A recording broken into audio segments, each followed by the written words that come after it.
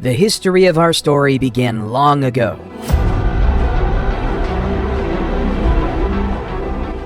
At one point in time, around 3 billion years ago, we were floating around as little tiny atoms in the little petri dish of the world. Fast forward to around 6 million years ago, and we see the emergence of the first hominids, the family of primates that include humans. 1.9 million years ago, Homo erectus was the first species to leave Africa and colonize other parts of the world. They had larger brains than their primate ancestors. Around 400,000 years ago, the first evidence of the Neanderthals. Their bodies were adapted to the cold environments of Europe and Western Asia. Their distinctive facial features were some of the most human-like ever seen. Then came us, the only surviving species of the Homo genus. But how did Homo sapiens rise into a global dominance through the mechanism of civilization?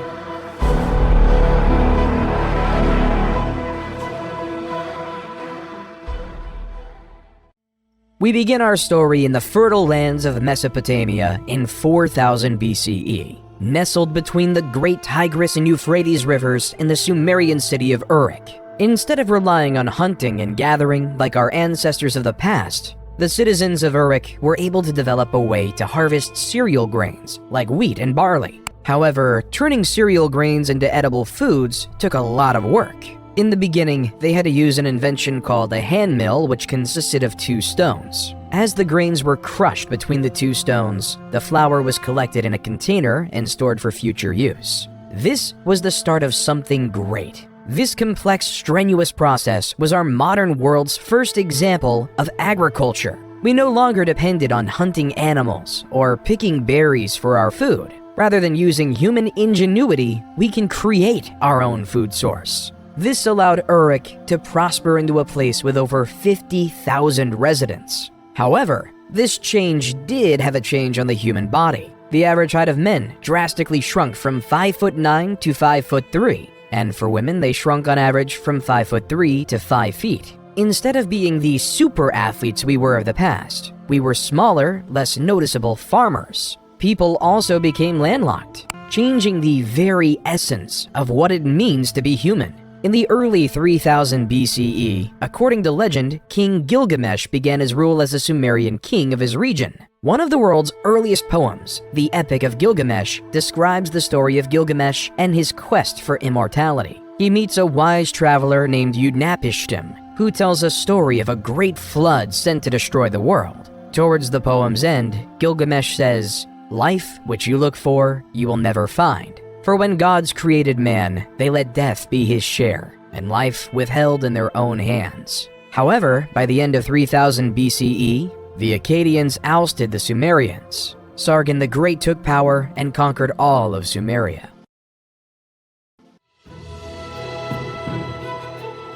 While in the Indus Valley in modern-day Pakistan, a new civilization was growing. The Indus Valley Civilization, 3300 to 1300 BCE, was most notable for its highly advanced toilet system. The toilets were built with a seat and a chute that led to the underground drainage system. The sewage was then carried away from the homes through a network of covered drains, preventing disease spread. The waste was treated and disposed outside of city limits, helping to keep the cities clean and hygienic.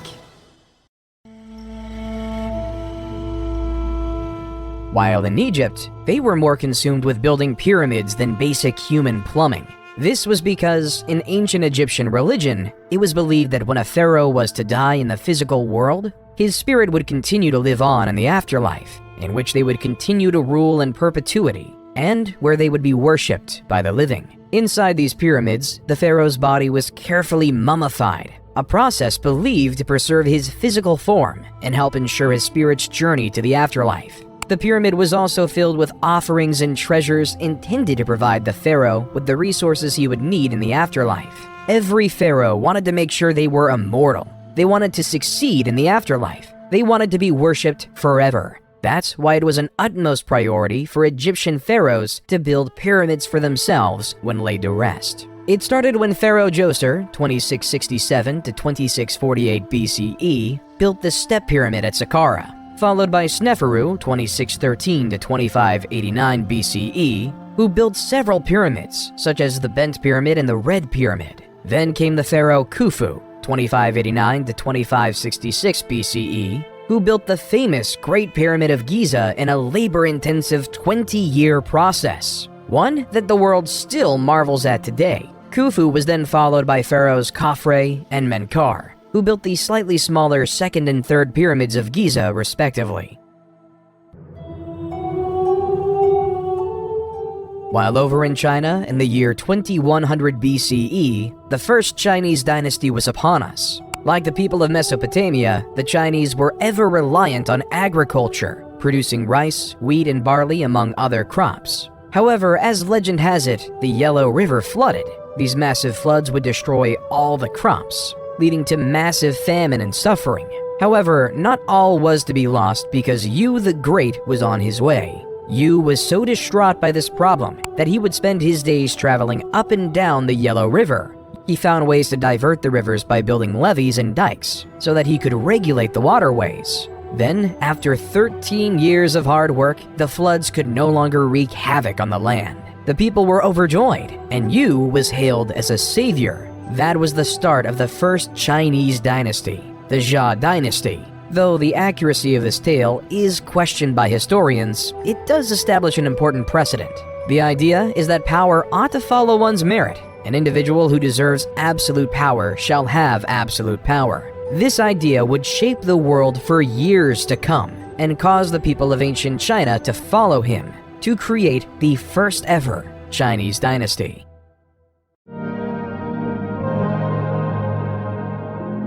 While back over in Mesopotamia, around 1772 BCE, a Babylonian king named King Hammurabi created the basis of the legal system as we know it today. Hammurabi ordered the creation of a 7-foot-tall, 2-foot-wide stone slab.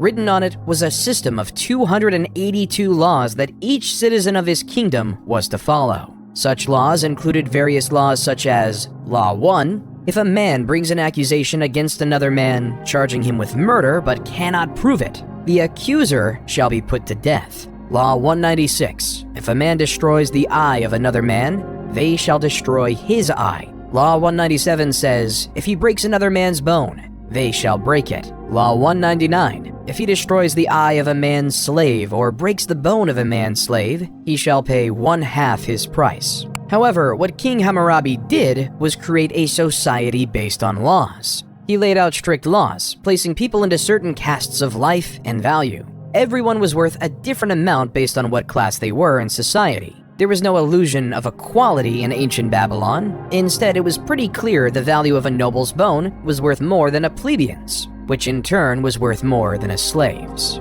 An idea we continue to see throughout history.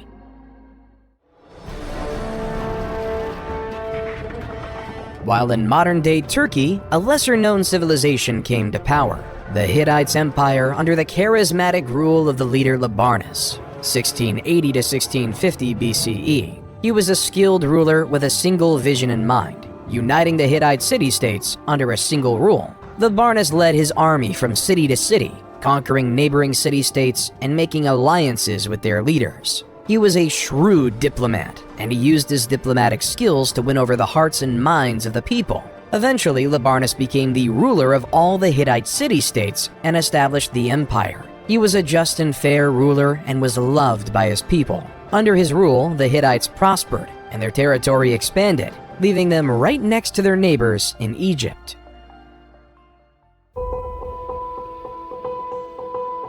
While in modern-day Greece, a collection of city-states emerged on the European continent. Mycenaean Greece, 1600 BCE to 1100 BCE, was dominated by an elite warrior society and consisted of a network of palace-centered states that developed rigid hierarchical, political, social, and economic systems. At the head of this society was the king. However, unlike a unified civilization, each city was on its own. A city-state is a city that, with its surrounding territory, forms an independent state. The development of city-states such as Troy, Mycenae, and Pylos start to grow. The first remnants of the Greek written language, known as Linear B, also started to emerge. The first record of any Indo-European Greek record we have today.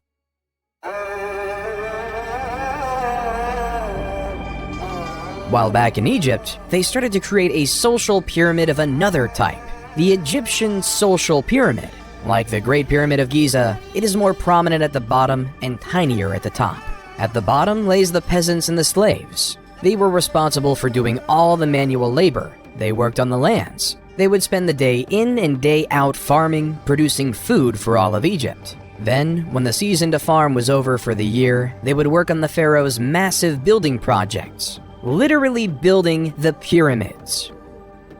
Slightly above the slaves came the artisans. They were the stonemasons, the plasters, and the sculptors who created the exuberant art the wealthy desired, and for Egypt is most known for today. Then came the merchants, who spent their days navigating the Nile, trading gold, papyrus, and linen to anyone who could afford it. They were well respected and able to make a healthy profit by selling. Then came the scribes. These masters of the world would go to specialized scribe schools just to master the language of ancient Egyptian hieroglyphics. In practical use, these scribes took account of the stores of food, various tax documents, and even the daily lives of the pharaoh. After the scribes came the soldiers. The soldiers were tasked with protecting the Egyptian empire. They dedicated their lives to defend or make preemptive strikes against their enemy. Generally, they were well fed. Then, near the top, came the bureaucrats. These high-ranking government officials did essential tasks at the top of society, like the viziers, who ran the logistical tasks necessary to run a civilization. The priests oversaw taking care of the temples to ensure the gods were well cared for.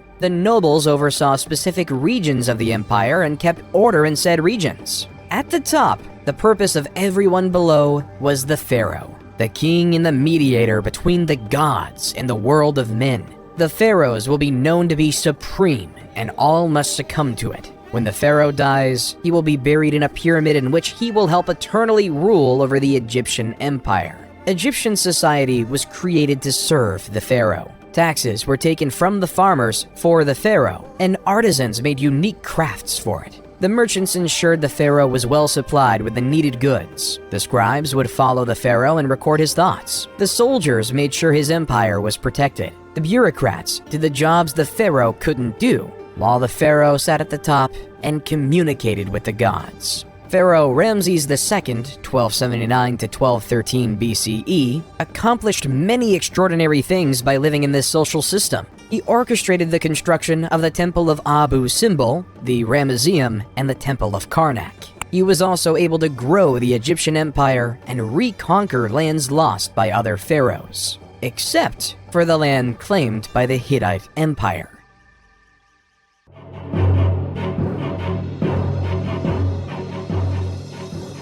The Hittite king of the time, Mtwali II, 1295 to 1272 BCE, was notorious for ordering his troops to attack his Egyptian neighbors. Following the example of Labarnus, Mtwali wanted to unify the world under Hittite rule. However, Ramses had enough. Other pharaohs in the past have tried to stop the Hittites, but he knew if his empire was to ever succeed, he needed to attack back. His target is the city of Kadesh. Ramses rode in on his chariot with 4 divisions of 20,000 men ready to dominate and kill Mtwali. However, the Hittites already knew of the incoming Egyptian invasion through espionage. They fortified their city with 40,000 of his own men. A war was about to commence. Ramses decided to split up his divisions to force Mtwali out, but yet Mtwali never did.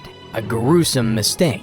Splitting up his forces left him exposed, unable to get an advantage, allowing Mtwali and the people of Kadesh a chance for victory. Historians believe that all they did was come out from the fortification of Kadesh and trap Ramses II's forces in his army by the river. But yet, for some unknown reason, they never did, leaving the Battle of Kadesh to end in a draw. After the battle, though, both sides decided it would be best to stop attacking each other, that they should live in peace and unity in this world. Then, after the death of Mtwali, the new king Hattusili III took the throne of the Hittite Empire. Through the means of messengers in the year 1258 BCE, both Ramses and Hattusili signed the first peace treaty to ever exist. Reading in part, Ramses the Great King, the king of the country of Egypt, shall never attack the country of Hatti to take possession of a part of this country. And Hattusili, the great king of the country of Hatti, shall never attack the country of Egypt to take possession of a part of that country. Then, a period of friendship occurred between these two once warring nations. The Hittites were skilled in metalwork and taught the Egyptians to make superior weapons and tools. At the same time, the Egyptians, master of agriculture, shared their knowledge with the Hittites. Trade for the benefit of both civilizations. Both civilizations prospered because of this. Peace can lead to prosperity. The agreement was kept in place until around 1200 BCE because that's when the Hittite Empire fell, because of the constant attacks they faced from the Sea People, leaving the Hittite Empire to be lost in the state of history.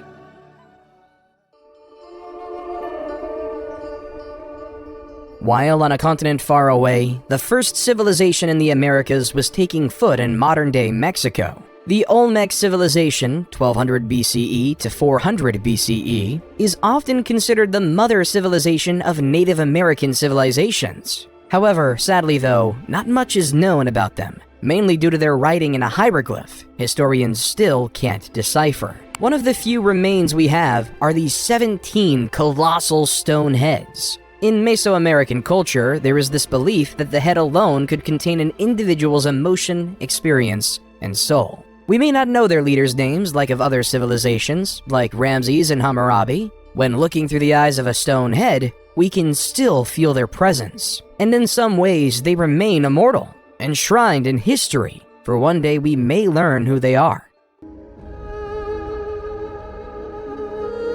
While in the east, the Zhou dynasty, 1046 to 256 BCE, in China was taking its stride. The Zhou dynasty gained power because of the failures of the less critical Shang dynasty. They believed in the idea of a mandate from heaven. This resulted in 4 principles in the Chinese dynastical structure that would be repeated repeatedly. 1. Heaven grants the emperor the right to rule. 2. Since there is only one heaven, there can only be one emperor at any given time. 3. The emperor's virtue determines his right to rule. And 4. No one dynasty has a permanent right to rule. A ruler in dynasty could lose the mandate from heaven, and the heavens weren't always on the side of the rulers. Over time, it will fade into another dynasty. The heavens would send signs of droughts, famines, floods, and earthquakes across the land, signaling they'd lost the blessing from above. This is how the Shang dynasty fell, and the Zhou dynasty grew to prominence. The Zhou dynasty brought another style of government and the creation of feudalism. The system was straightforward, leading to another social pyramid. At the bottom lay the peasants, who were tied to the land and whose job was to produce crops for the empire. Then came the soldiers, whose job was to protect the lands from foreign invaders. Then the lords, who owned the land and taxed the peasants a portion of their crops, who in turn, the lord gave some of their crops to the king. The person in charge of the whole empire, the king, would then receive more crops and become very wealthy. All profits go to the king, and all work goes to the masses. Why would anyone just settle for a life of farming day in and day out? There are 2 reasons for this phenomenon. The first reason was due to necessity. It took many more people to feed an empire and a family back then. And the second reason being philosophy. Towards the end of the Zhou dynasty, the beginning of Eastern philosophy was created. Confucius created a philosophy system justly named Confucianism, which is focused on the importance of respect, loyalty, and responsibility in all relationships in life. A central concept of Confucianism is called Li, which can be translated as rituals, customs, or manners. Li refers to the formal and informal social conventions that guide societal behavior. It is seen as maintaining order and harmony in social relationships, while Lao Tzu created another philosophy called Taoism. The word Tao means the way or the path, and Taoism teaches that individuals should seek to align themselves with the natural flow of the universe, rather than fighting against it. Live your life as peacefully with yourself as possible, and don't worry about external things outside your control. Just focus on your farming. One of the most famous contemporaries from Taoism is the idea of yin and yang, representing complementary and interdependent forces in nature, such as light and dark, hot and cold, or masculine and feminine. Taoism teaches that by balancing these opposing forces, individuals can achieve harmony and fulfillment. Confucianism and Taoism made life bearable for ancient Chinese farmers. But as time progressed, the city-states that occupied ancient Greece grew. Around 800 BCE, the Greek city started to realize that the land they occupied was practically infertile. So to produce an essential staple of grain, they had to import it. Hence why the Greek states had to colonize the world around them. The city-state Miletus, at its height, had over 90 colonies throughout Europe, producing food for the Greeks. At its height, the Greek had set up colonies from modern-day Marseille in France to Rostov-on-Don in Russia. One of these new emerging city-states was Rome. As legend has it, Romulus and Remus were twin brothers abandoned by their parents and placed into the river Tibet. As the basket floated across the river, a female wolf discovered the two orphans and nursed them back to health. When Romulus and Remus became adults, they decided to find a city where the wolf rescued them. However, this created turmoil as both brothers wanted the site to be named after themselves. As Romulus and Remus fought relentlessly, eventually Romulus came up with the final blow and killed Remus, creating Rome in 753 BC. While the Greek city-states might have been colonizing, Cyrus the Great was about to take over an empire. At the time, the Persians were subjugated to the rule of the Medes Empire. According to legend, after his grandson Cyrus was born, King Astyages of Medes had a vivid dream that his little grandson would one day stage a revolt against him. King Astyages knew what to do and ordered his chief advisor to kill the baby. But the chief advisor gave the baby off to a shepherd to be raised instead. However, troubles weren't over for Cyrus. When he was 10, King Astyages found Cyrus. King Astyages wanted to kill him because the dream was very clear. This man will revolt against you. Yet, against his better senses, Cyrus was allowed to live. King Astyages' biggest mistake. When Cyrus was a man, he gathered his army and revolted against his maternal grandfather. The two, but as prophecy had it, Astyages surrendered in 550 BCE. However, Cyrus wasn't done conquering. He conquered Babylon and became the supreme ruler of Mesopotamia, and even the Indus Valley civilization. The world was in Cyrus's hand. Cyrus then took over the Greek colony of Ionia in Asia Minor, leading a great Persian empire. And then he died, leaving it all in the air for the next great Persian king, Darius the Great. While back in Greece, various city-states started to gain power, but two were at the forefront: Sparta and Athens. Sparta was a military powerhouse. The famous Spartans believed everything should focus on physical strength and war. When a new young Spartan was born, it would be slaughtered if it didn't look healthy. Boys were taken from their families at a young age and were trained to become soldiers. The brutal training included physical conditioning, weapons training, and harsh living conditions. The entire life of a Spartan was to win a war. Their society reflects it with three main groups. The ruling class consisted of aristocrats who held political power, the free non-citizens who were not allowed to participate in government but were still expected to serve in the military, and the helots, a group of enslaved people that provided labor for the Spartan state. Life in Sparta was harsh, brutal, and militaristic.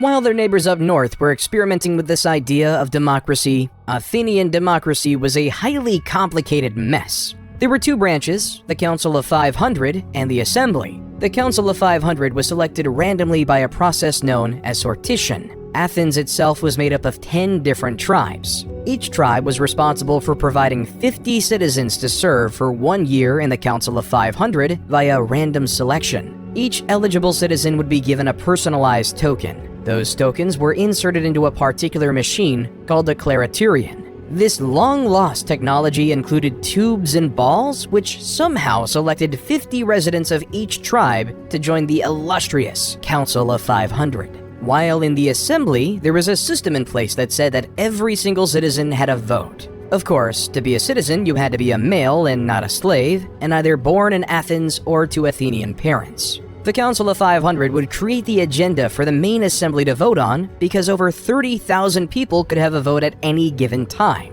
It was total chaos. So to quell this, the council would nominate 9 presidents the morning of the meeting, and it was their job to ensure all the rules and procedures were being followed. Since they were appointed right before the assembly met, they were almost impossible to bribe.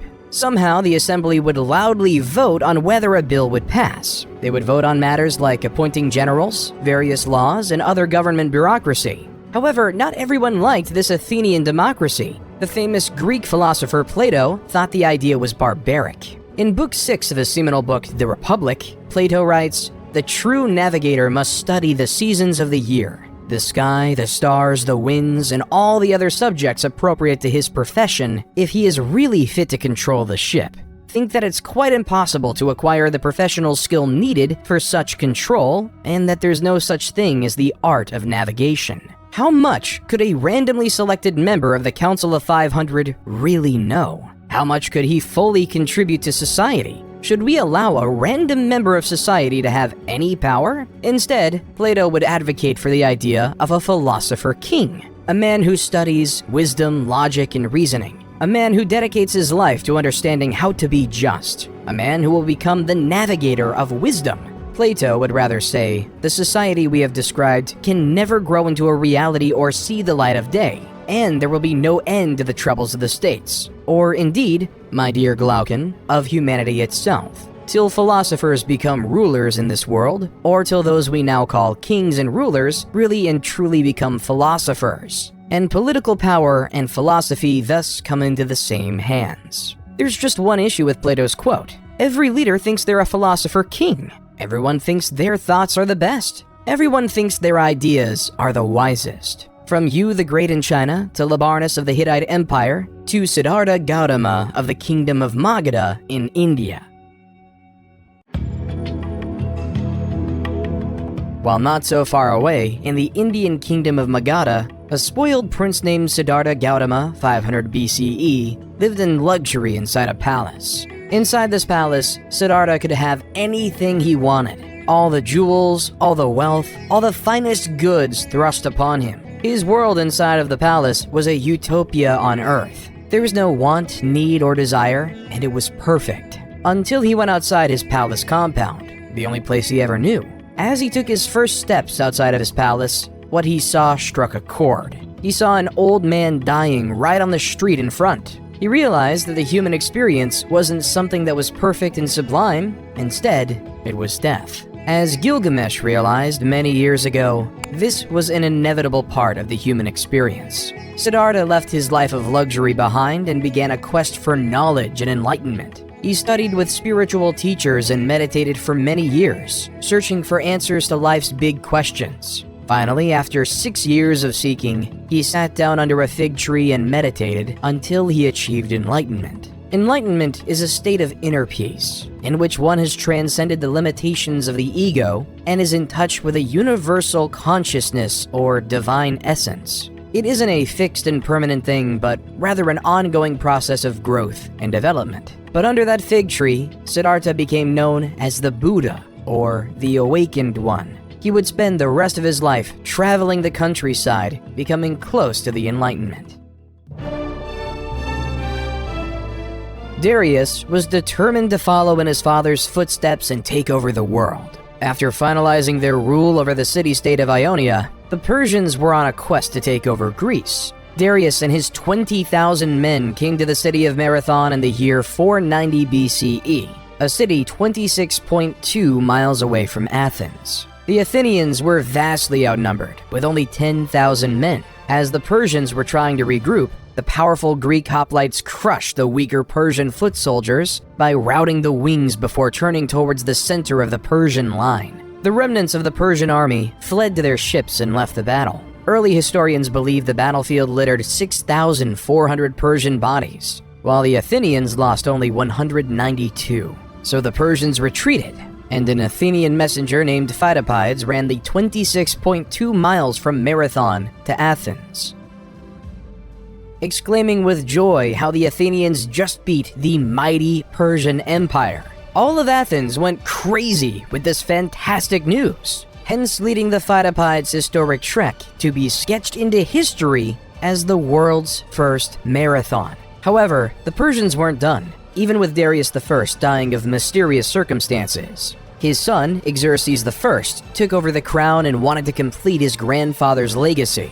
In 480 BCE, Xerxes I wanted revenge, so he brought his enormous invasion force of over 100,000 soldiers and was dead set on conquering Greece. Then, at a narrow pass at Thermopylae, the Spartan king Leonidas had his force of 7,000 Spartans maintain the defense. Leonidas knew of his disadvantage and developed a bold and daring plan to defeat the Persians. Rather than waiting for the Persians to attack, Leonidas ordered his soldiers to make a surprise attack on the Persian camp, catching the Persians off guard and disrupting their formation. Despite their success, the Greek army was ultimately overwhelmed by the Persians, who attacked from all sides and eventually broke through the Greek defenses. Leonidas and his soldiers fought with courage and determination. Still, they were ultimately defeated.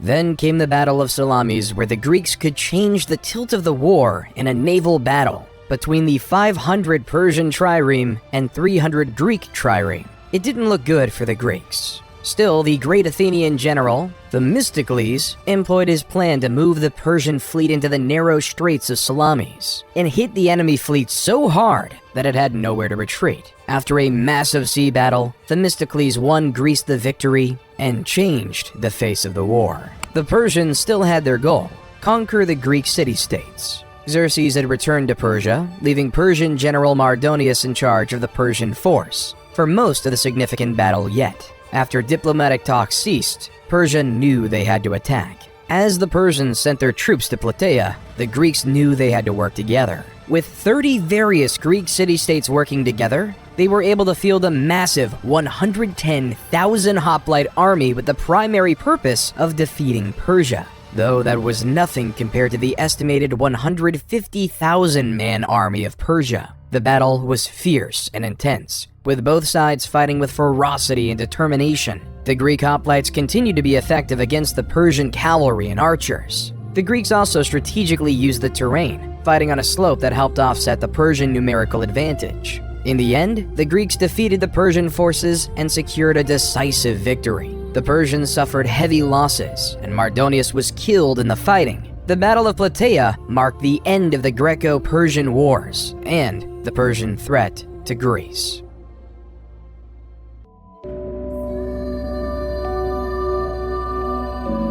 After the Persian War, life in ancient Greece was spectacular. A golden age of culture was upon us. With no longer having to face the threat of war, Athens was able to create architectural wonders, such as the Parthenon. The Parthenon sits upon the Athenian Acropolis, a prominent hill overlooking the city of Athens, to show its wealth and culture. No matter where you'll go in Athens, you can still see the Great Parthenon, even today. Then came the theater. Around this time, the state would sponsor the most significant poets to create stories in the Athenian festival, called the City Dionysia, a festival designed to worship the Greek god of theater and fertility, Dionysus, creating playwrights such as Sophocles, Aeschylus, and Aristophanes.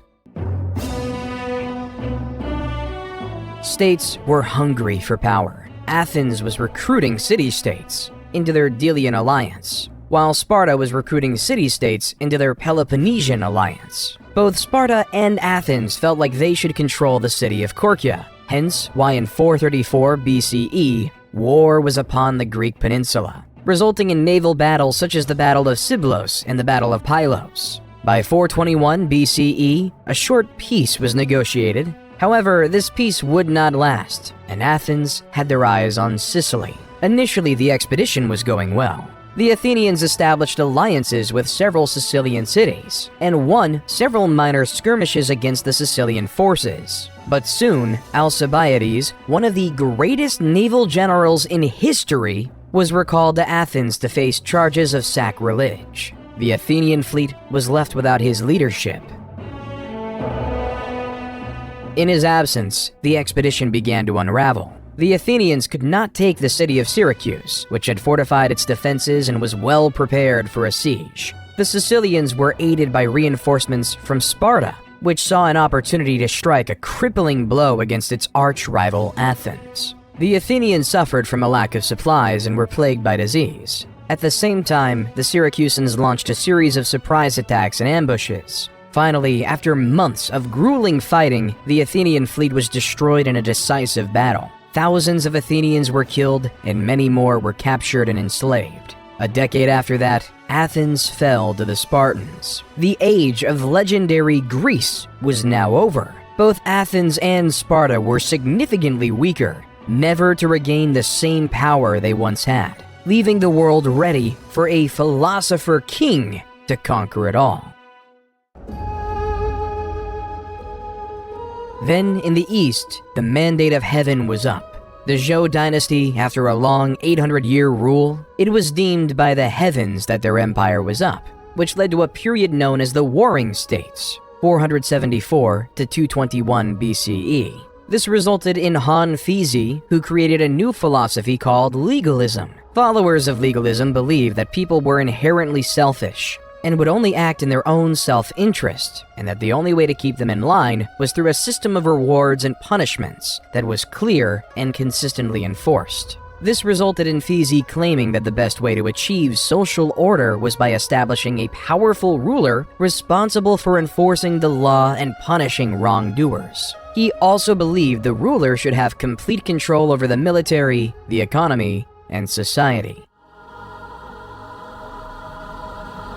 While in the heart of the Oaxaca region of Mexico, the Zapotec civilization started to flourish. The capital city of Monte Alban was being built on a mountaintop overlooking the entire Oaxaca Valley. Perched on the mountaintop overlooking the Valley of Oaxaca, the city was home to a ruling elite who oversaw a hierarchical social structure that included middle-class artisans and lower-class farmers. The people of the Zapotec civilization were known for their innovative agricultural practices, including the cultivation of maize and other crops, which sustained their communities in times of drought and other environmental pressures. They also developed an early writing system, which used a combination of symbols and glyphs to represent words and ideas. They developed an advanced calendar system based on 260-day and 365-day solar cycles. In Greece, during the year 356 BCE, in the city of Pella in the Kingdom of Macedon, the greatest commander in history was born. Alexander the Great grew up knowing he would be a leader, and was the son of King Philip II and Queen Olympia. But the teacher was much more impressive. Since he was a kid, Alexander was tutored by Aristotle. Aristotle is the man who is known as the father of logic. He created the fields of biology and taxonomy by introducing a way to think called the scientific method, a method that is still taught in schools to this day. He also wrote extensively about philosophy, ethics, and art, changing the face of the world as we know it today. This is the man who was in charge of teaching Alexander the Great. Alexander was 20 when his father was assassinated, but his excellent education allowed him to take over the rest of the world. After his father died in 336 BCE, Alexander was hell-bent on keeping his family's power. So when the Greek city of Thebes decided to revolt, Alexander and his army marched 240 miles in 14 days. When Thebes refused to surrender, he razed the entire city to the ground, and 6,000 were killed, and the rest were sold into slavery. The rest of the Greek city-states recoiled in fear, allowing Alexander to do as he pleased, leaving for his new target to be Persia and the new Persian king, Darius III. In 333 BC, Alexander faced the Persian army at the Battle of Issus. This significant engagement saw the Persian king Darius III defeated and forced to flee. Alexander then captured several key cities, including the vital port of Tyre, which had resisted his initial siege. In 331 BC, Alexander faced Darius III again at the Battle of Gaugamela, near the Tigris River in modern-day Iraq. Despite being outnumbered, Alexander won a decisive victory using superior tactics and mobility. The Persian army was shattered, and Darius III fled once again. Alexander then proceeded to capture the Persian capital of Babylon and took control of much of Mesopotamia. He continued his campaign eastward, winning battles in what is now modern-day Iran and Afghanistan. In 330 BC, he captured the Persian capital of Persepolis, a city of great wealth and cultural significance. But Alexander wasn't done. He wanted to expand eastward, eventually crossing the Hindu Kush Mountains into India. However, his troops grew tired of the endless fighting and refused to go any further, and Alexander was forced to turn back. However, after Alexander failed in the Indian subcontinent, a powerhouse emerged in India called the Mauryan Empire. At its height, it spanned over much of India, Pakistan, Bangladesh, and Afghanistan. However, this conquering came at much of a cost for its leader Ashoka the Great. In 261 BC, after the death of his parents, Ashoka decided that his empire needed to expand. In his sights, the kingdom of Kalinga. The war was bloody, the war was fierce. Over 100,000 people died. Ashoka couldn't sleep with himself. He didn't know how to deal with his actions that resulted in so much death. So he turned to the teaching of the Buddha. Under Ashoka's rule, the Mauryan Empire became known for supporting Buddhist teachings and promoting nonviolence. Ashoka issued a series of edicts inscribed on rocks and pillars throughout the empire that promoted principles such as kindness, respect for all religions, and the abolition of slavery. Certain traits were not shared in the West by Alexander. In the West, it was deemed honorable to die in combat, and a hero's death would be remembered forever. A farmer will die in anonymity. Alexander died a few years later in Babylon at the age of 32. Throughout his expedition, Alexander was spreading Greek ideas founded by his once wise teacher, bringing the rise of Greek ideals across the land, starting the seeds of the Western cultures we see today. Once Alexander died, his empire just could not sustain itself. His generals feuded as to who should be the leader of this great empire. Everyone wanted power, yet in fighting, left to waste in oblivion. Eventually, in 323 BC, after senseless wars, the Greek generals divided the world into three major empires: the Ptolemies in Egypt, the Seleucids in the east, and the Antigonids in Greece. Ptolemies, one of Alexander's generals, led Egypt into a period of prosperity. Inspiration by his former leader, Ptolemies built the Library of Alexandria, a hub for an intellectual scholarship. Intellectuals from all over will come to the library to exchange ideas and thoughts throughout the world, leaving us to have great philosophers like Plato and Aristotle to be the backbone of our culture. While the general Seleucid was given the keys to the city of Babylon. Babylon at this time was a cultural hub melting Greek, Persian, Indian, and Central Asian cultures. Seleucid, though, preferred Greek ideas and Greek language. The Seleucid Empire was at its height during the reign of King Antiochus III, 223 BC to 187 BC. Under King Antiochus III, the Seleucids encompassed a vast territory from modern-day Turkey to modern-day Pakistan, one of the largest empires on record until the rise of the Romans. While the Antigonids did not have nearly as much success. By the time Antigonids I took power, the Greeks were just a shell of what they once were. The age of the Greeks was behind us. The Ptolemies, the Seleucids, and the Antigonids went astray from the Roman Empire. However, for Rome to rise, it had to face a powerful foe, Carthage. Both Rome and Carthage had a desire for the same city-state, Messina, on the island of Sicily. This would give either civilization a foothold to grab power in the Mediterranean.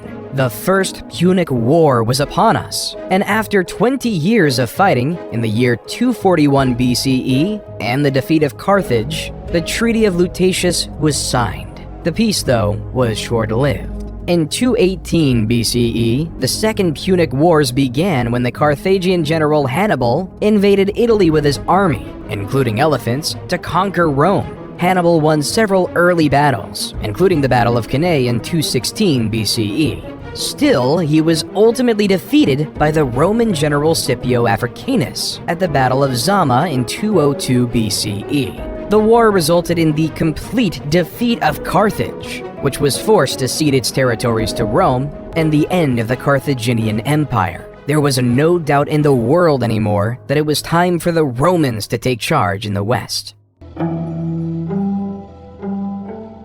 While in the east, after the end of the Warring States period, Qin Shi Huang and the Qin dynasty were an absolute power. 221 BCE to 206 BCE, Qin was determined to turn diverse China into a unified Chinese empire. He divided the lands into 36 command areas, supervised by a governor, military commander, and imperial inspector. It was expected that you followed the will of Qin, or else you would face harsh penalties. The basic ideas of legalism in action, strong government, harsh laws, and inheriting knowing that humans were necessarily selfish. However, their mandate from heaven ran quite quickly. After Qin Shi Huang's death, China was in turmoil with another dynasty on foot. Liu Bang, leader from 206 to 195 BCE, after leading a revolt against the Qin, was declared emperor of the new Han dynasty. Instead of following the strict legalistic mindset of the Qin, Liu decided to set his empire as a Confucianist paradise. The ideals of moderation, virtue, and piety, as set through Confucianism, were marched throughout the empire, weaving the cocoon of a powerful dynasty. During the Han dynasty, the production of silk was ever increasing, and the idea of profits was in the minds of all. So in 138 BCE, Emperor Han Wu sent an imperial convoy to make contact with cultures of Central Asia and the Mediterranean. Then after the routes were established, Chinese merchants and traders would bring their silk across the Silk Road to the Middle East, and eventually Europe, where it would be sold at high profits, though in the beginning the route was relatively short. Because in 97 BC, Ambassador Kan Ying was sent to Rome with gifts of silk for their empire. However, Khan only got as far as Mesopotamia because he was told by the Parthians, the dominant empire in Iran at the time, that the journey would take years. Little did Khan know that he was misinformed, that the journey would have been relatively shorter, but the Parthians wanted to keep their spot as the middlemen. They did not want China and Rome to have contact with one another, creating a system of three empires smushed right up against each other: Rome in the west, Parthians in the center, and China in the east. Then in 86 BCE, Greece, already being weakened by the conquest of Alexander the Great, was now the target of the Roman Empire. General Lucius Cornelius Sulla led an army of legions to the forefront of Athens. He besieged Athens for several months, brutally torturing the citizens within. Eventually, when Athens fell, he ordered his soldiers to loot and pillage the city, destroying many important cultural treasures. This takeover cemented Rome as a superpower. Athens no longer had the power, but rather it was in Rome. While in 63 BCE, General Pompey was tasked with capturing Jerusalem and the region of Galilee, the Romans quickly captured the cities, forcing Galilee to be placed under Roman rule, including a small village called Nazareth.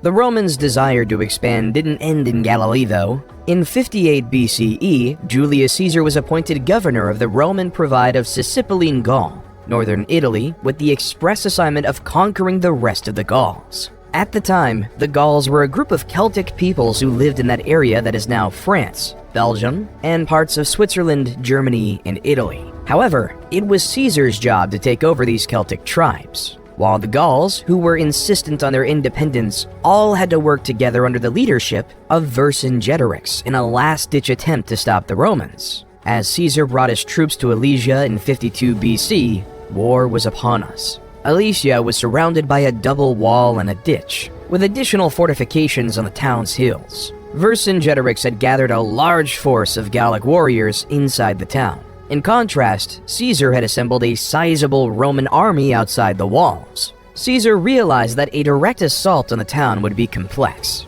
so he surrounded the Gallic forces and starved them into submission. He ordered the construction of a series of fortifications around Alesia, including a circumvallation wall that encircled the town, and a second wall and ditch that faced outward to defend against any attempts to break out. Over several weeks, Caesar's forces engaged in a grueling siege of Alesia, with both sides suffering heavy losses. The Gallic warriors inside the town made several attempts to break out, but they were repelled by the Roman forces. The tide of the battle turned in favor of the Romans when a second Gallic army, led by Vercingetorix's ally Commius, attempted to relieve the siege. Caesar sent a detachment of his forces to intercept the Gallic reinforcements. After a fierce battle, the Roman soldiers emerged victorious. With his forces surrounded and facing starvation, Vercingetorix was forced to surrender. He emerged from Alesia and offered himself as a prisoner to Caesar, effectively ending the Gallic resistance to Roman rule. Throughout the next 2 years, Caesar crossed the Gallic Empire, conquering and implementing it into Rome.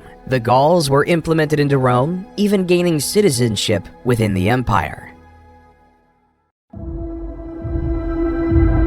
However, the Senate was not happy with Caesar. Even though he had great success against the Gauls, the Roman Senate wanted him to stop. They did not like the popularity Caesar was gaining, nor the power he was controlling. So the Roman Senate called upon Caesar to resign his command and disband his army, or risk being declared an enemy of the state. This led Caesar to an essential choice to make.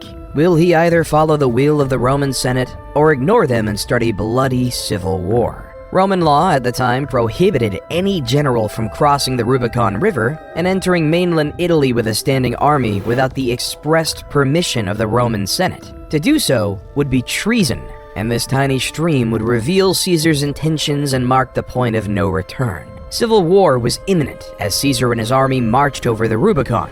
Battles in Corfinium and Pharsalus showed the Senate that Caesar was a worthy foe, so the Roman Senate appointed his son-in-law, Gnaeus Pompey, to lead the Roman forces against his father-in-law. Both parties knew the importance of Spain, due to it providing a link between Italy and the rest of Europe. The two armies clashed near the town of Leda in northeastern Spain. Caesar's army was significantly outnumbered, but he could use his superior military tactics and training to gain the upper hand in the battle. After several days of intense fighting, Caesar emerged victorious, forcing Pompey's forces to retreat, declaring Caesar as the new leader of Rome. When Caesar made it back to Rome, the crowds were chanting, "Hail Caesar! Hail Caesar!" The people then decided that he would be the dictator of Rome for life. Caesar immediately set to work, implementing a series of reforms and policies aimed at improving ordinary Romans' lives and strengthening the central government's power. He ordered the construction of new infrastructure, such as roads, bridges, and aqueducts, which helped to connect different parts of the city and improve trade and commerce. Caesar also enacted a series of political and social reforms, including granting citizenship to many people living in the Roman Empire and creating new laws and customs that were based on Roman practices. He encouraged the spread of the Latin language and culture throughout the city and established the Julian calendar, which is the basis of the calendar we use today. However, Caesar's reign was short-lived, because 2 years later, in 44 BC, he was stabbed to death by two loyal senators, Cassius and Brutus. The assassination of Caesar led the Roman world into disarray. The world was filled with factions, vying for government control without a strong leader.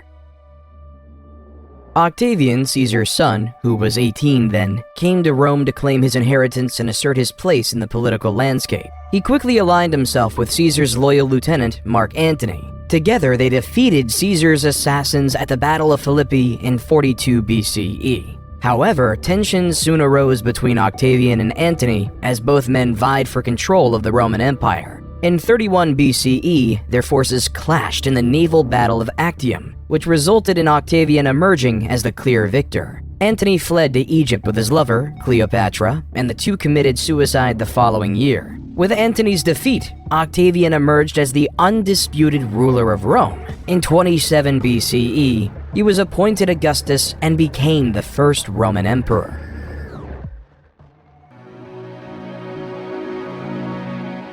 During Augustus's reign, a man who would change the world was born in the Roman-occupied city of Bethlehem, Jesus Christ. The Gospel of Luke says, "In those days a decree went out from Caesar Augustus that all the world should be registered." This was the first registration when Quirinius was governor of Syria, and all went to be registered, each to his own town. Luke 2:1-3. This census was an essential factor in Roman society, because it established the population counts in these various communities, making it possible to tax these various citizens. So the highly pregnant Mary and her betrothed husband Joseph had to travel 90 miles on foot from Nazareth to Bethlehem to complete this legally required Roman census. When they arrived in Bethlehem, many other descendants of the King of David, or members of the Jewish faith, were also going to Bethlehem for the census. They found out that there was no room for them in the inn, so they were forced to take shelter in a stable where Mary gave birth to Jesus. Jesus was later named King of the Jews.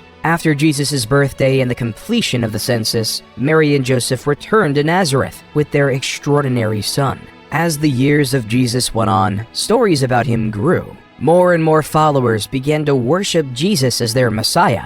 They claim that he can catch an endless amount of fish. They claim that he can cure the blind. And they claim that he was the Son of God. So these followers, specifically his disciples, started to write down his entire life journey. 4 of his closest disciples, Matthew, Mark, Luke, and John, wrote down the main chunks of the book in these parts called Gospels. Each of these Gospels covered almost all of the same events, the narrative life of Jesus Christ. This narrative testimony of a child born in a stable changed the world forever. Even though many loved Jesus, some viewed him as a threat.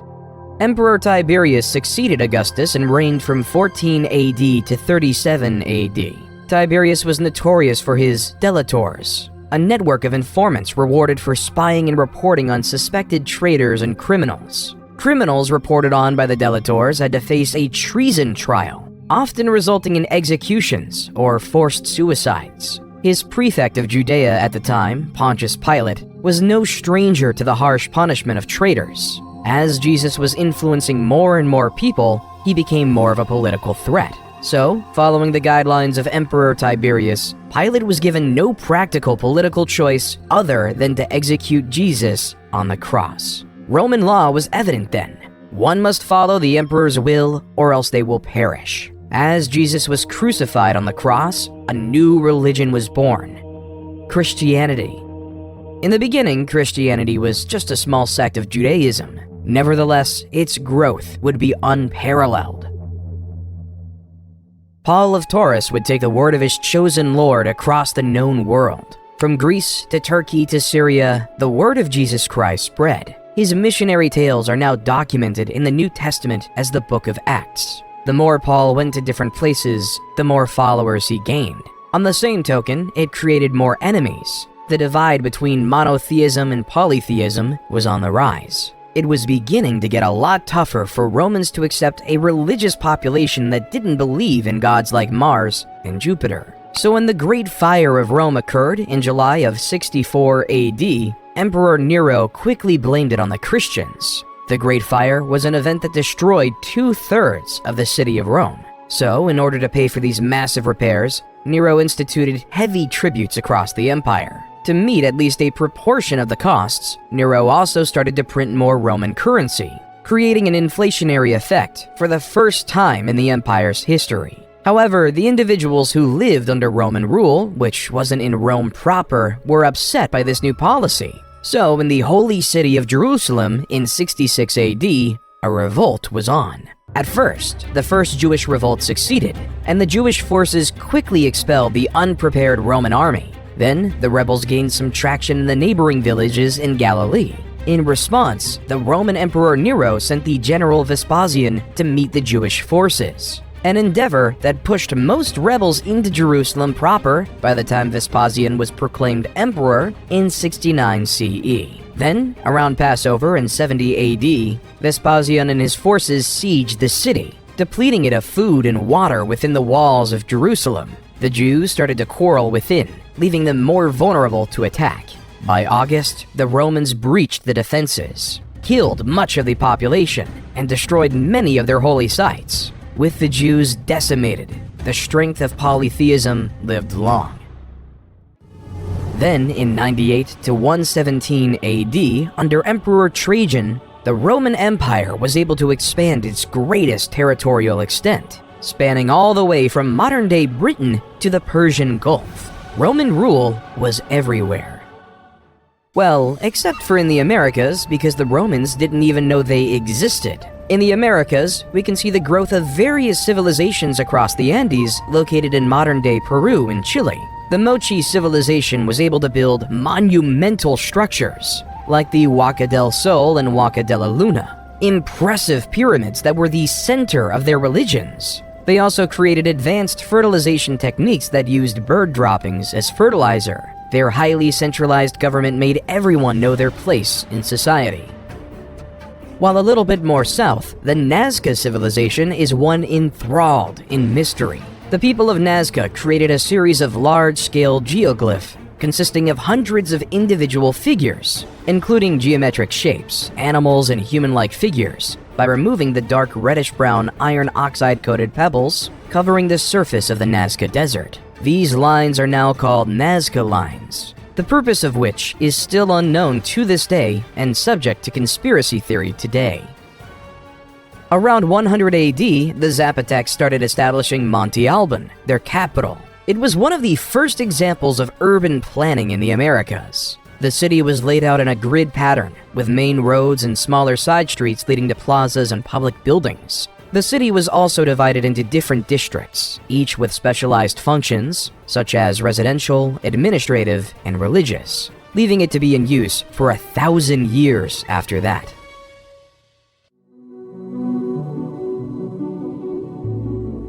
While back in Rome, after the end of Trajan's reign in 117 AD, a new emperor with a purpose was in hand. Hadrian was a man tasked with a near impossible: keeping the massive Roman Empire under one rule. He first had to deal with a crisis with the newly colonized Roman Britain. Like their predecessors in Judea, the Roman Brits did not like being Roman, so they started to cause unrest, and in the eyes of Hadrian, a real threat of revolution was on his mind. So Hadrian had ordered a massive wall, aptly named Hadrian's Wall, which spanned almost coast to coast, keeping it sunk in the conquered people's minds that the Romans were here, staving off revolution in one region. However, in Galilee, things weren't as peaceful. Simon Bar Kokhba led a rebellion of the Jewish people to free themselves from Roman rule. As you see, Rome was developing a new city, called Aelia Capitolina, over the ruins of Jerusalem, from the last revolt with temples dedicated to polytheistic gods like Jupiter.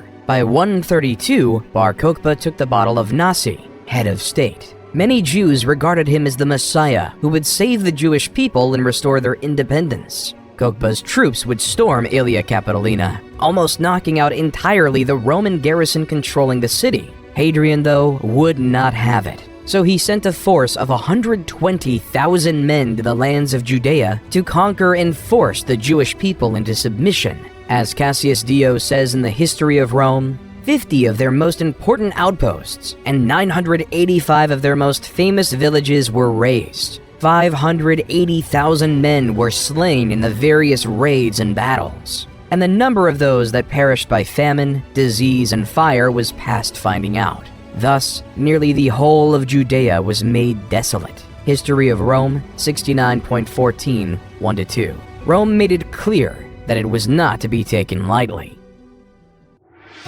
While in China, the message was quite different. The ideas of Buddhism were spreading, along with the Chinese philosophies of Confucianism and Taoism, and built a dynasty. These three philosophies worked together to make the Han Dynasty stronger and more united in many ways. While in America, the Mayan architects went across northern Petén and designed a series of short, broad temples with wide staircases flanked by enormous stucco masks. These stucco masks were made of plaster, and some burned and powdered limestone. The Mayans built these stone armatures into elaborate deity faces to capture the soul of the gods and bring it to the people. A temple like the E7 sub, yes, historians name Mayan temples like military submarines, is a pyramid with 16 stucco masks. Each allows us to go deeper into the souls of these deities of the past. In the Middle East, a new empire was emerging with roots in the past. A man named Ardashir claimed to have royal blood that traced all the way back to Cyrus the Great. Ardashir claimed that he should be the true ruler of the Persian Empire, not those frauds of the Parthians. Ardashir was able to unite the various tribes of Persia. In 224 AD, Ardashir I led his forces against the Parthian king Artabanus V in a significant battle at Hormozgan. The Sasanian forces, known for their cavalry, defeated the Parthians and captured Artabanus V. With this victory, Ardashir I declared himself king and established the Sasanian Empire. Ardashir I quickly established a centralized government and built a new capital at Ctesiphon on the Tigris River. He re-established the Zoroastrian religion, which had been suppressed by the Parthians, as the empire's official religion. He also built a powerful military machine with skilled cavalry and archers. He began to expand his territory by conquering neighboring regions. As the Parthians were on their way out, so were the Han. The Han dynasty's downfall was marked by political instability, economic problems, external threats, internal rebellions, and power struggles. The weakening of central authority allowed regional warlords to seize power, and the government's attempts to address economic issues were unsuccessful. External threats and rebellions weakened the dynasty even further. A warlord named Cao Pi declared himself emperor and established the Wei dynasty, officially ending the Han dynasty. While back in Rome, Emperor Diocletian, 284 to 305, faced a problem. Rome was becoming too large and impossible to manage. So Diocletian created the Tetrarchy and divided the region into 4, where each region was governed by a separate emperor. Within the Tetrarchy, there were 2 types of emperors, Augustus and Caesars. Diocletian chose Maximian to be his equal to Augustus. In contrast, Galerius and Constantius were appointed to be Caesars. However, this system created uncontrolled chaos and anarchy. Each emperor had desires for power and ambition, and it all came to a head in 305 when power shifted. Both Diocletian and Maximian retired, and in 306, Constantius died. 3 out of the 4 original leaders were left out of the system, leading to a power vacuum to come. Emperor Constantine the Great was appointed by his father's army unilaterally as an Augustus and a Caesar at the same time to replace his father. At the same time, Maximin's son Maxentius felt as though he should have been appointed Caesar instead of Valerius Severus. So, in 307, Maxentius sent his army and forced Valerius Severus to surrender. Come 308, Galerius appointed Licinius to replace him. So, on the west side of Rome, 2 emperors wanted to rule. Constantine ruled over Gaul and Britain, and Maxentius ruled Italy and North Africa. Maxentius had a difficult time consolidating his power, and he faced increasing resistance from the people of Rome.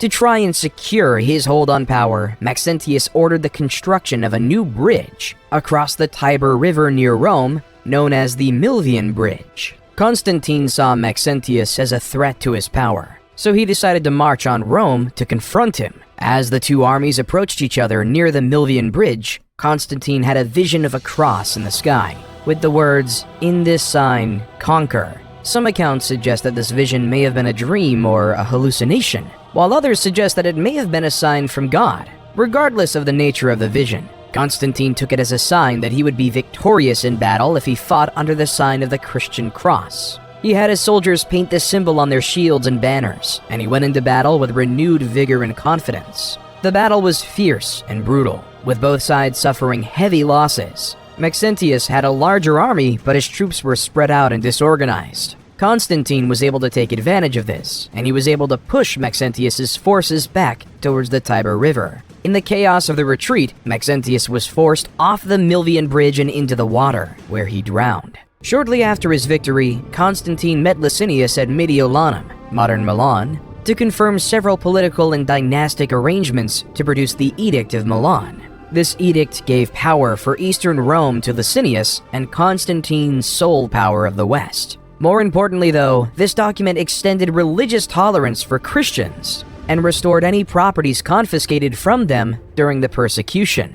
However, the peaceful coexistence of both rulers was short-lived. Though the edict allowed for the safety of Christians, Licinius was still very much a paganist. Their differences started to grow. All came near the city of Chrysopolis in 324 AD, where both armies went and fought. Constantine's military might was on display. He was able to force the Eastern Roman army towards the sea, leaving many to be killed or captured. Constantine was declared the sole leader of Rome, and Licinius was declared dead by hanging.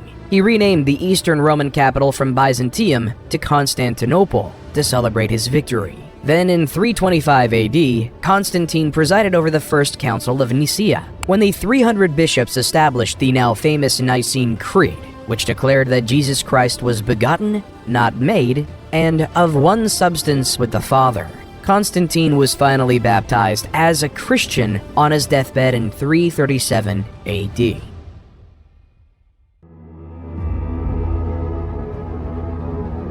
Come 370 AD, a new player was on the scenes. The Huns were a barbaric nomadic civilization who were masters of warfare. According to legends, they were taught horsemanship as early as the age of 3. Also, they would attack their own with a sword to teach them how to endure pain. These people weren't to be messed lightly with. When they crossed the Volga River in 370 on their horses and lusted for blood, the Alans civilization didn't stand much chance. 2 years later, they attacked the Ostrogoths, an eastern tribe of Germanic Goths who harassed the Roman Empire by frequently attacking their territories. By 376, the Huns had attacked the Visigoths, the western tribe of Goths, and forced them to seek sanctuary within the Roman Empire. As the Huns dominated Goth and Visigoth lands, they earned a new reputation as the new barbarians in town, and seemed unstoppable.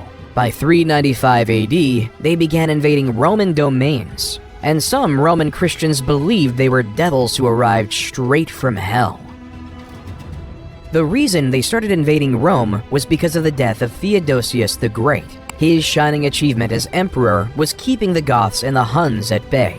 But on death, he decided to follow the ideas of Diocletian and split the empire up again, splitting up control between his two sons, Arcadius in the east and Honorius in the west, making Theodosius the last leader of a united Rome. With Honorius in charge, the incapable general made Western Rome an easy target to be bullied. The Visigoths, looking for a new place to live, had their eyes set on Rome. So throughout the early 410s, the Visigoths ransacked various Roman cities. Then, on August 24th, 410, the Visigoths sacked Rome, taking control of this historic city. It was the first time in nearly 800 years that a foreign army occupied the city of Rome.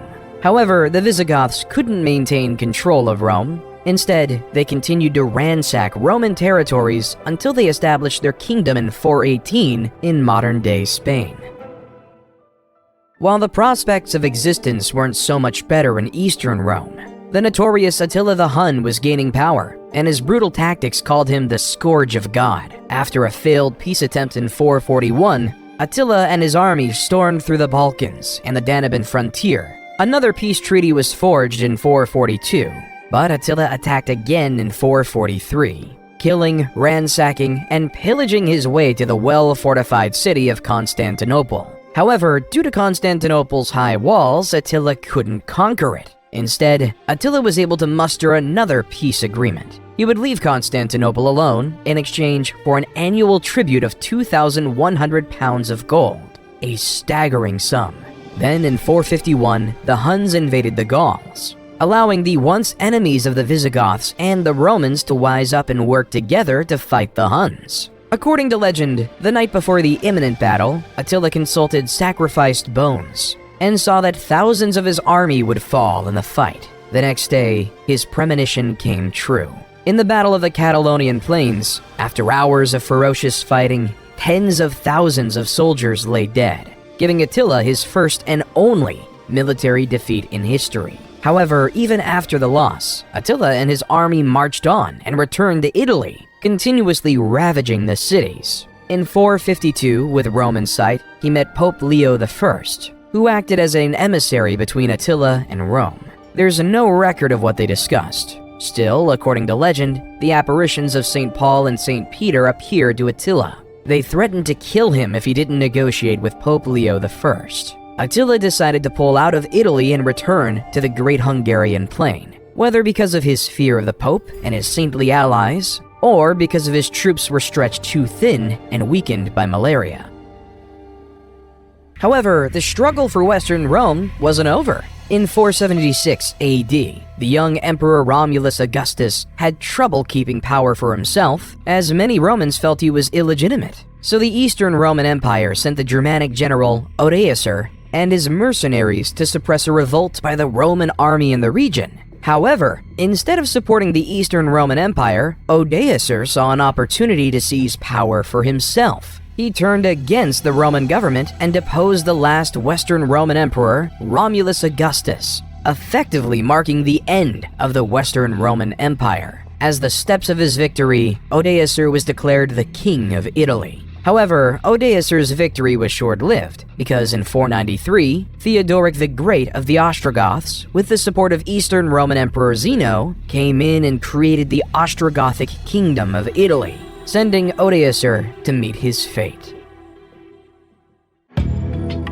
While Europe was in the crux of a dark age, India, under the Gupta Empire, was in a mathematical golden age. Great mathematicians like Brahmagupta started using zero as a placeholder, and as various solutions for mathematical equations. The astronomer Aryabhata was able to calculate the circumference of the Earth. He proved the world was round long before it was globally accepted. Aryabhata was also able to develop methods for calculating pi and square roots. However, his crowning achievement was creating the concept of an asymptote, which is a line that approaches the curve but never touches it.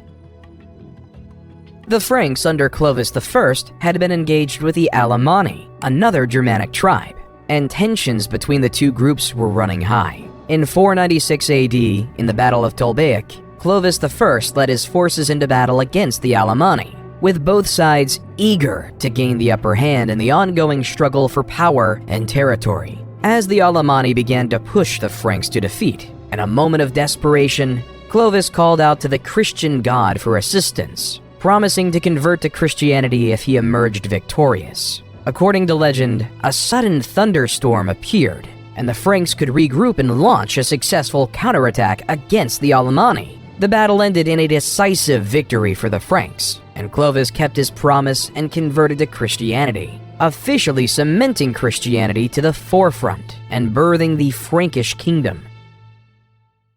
While the Western Roman Empire might have fallen, in the East, the Roman Empire was changing. Many historians argue that the Eastern Roman Empire, based out of Constantinople, should be considered a part of Rome. However, it is undeniable that under Justinian I would lead the eastern half into its next chapter in life, the Byzantine Empire. Whether it's a continuation of the Roman Empire before is a debate for another under. Under the leadership of Justinian I, like many Roman emperors before him, he would expand the Byzantine Empire to reach places such as Italy, North Africa, and even Spain. He also commissioned a team of legal scholars to codify all the laws of the Roman Empire, known as the Corpus Juris Civilis, which became the basis of the European laws we know today. He also commissioned the world-renowned Hagia Sophia in Constantinople, where this beautiful cathedral, adorned with intricate mosaics and marble decorations, became the head of the Eastern Orthodox Church.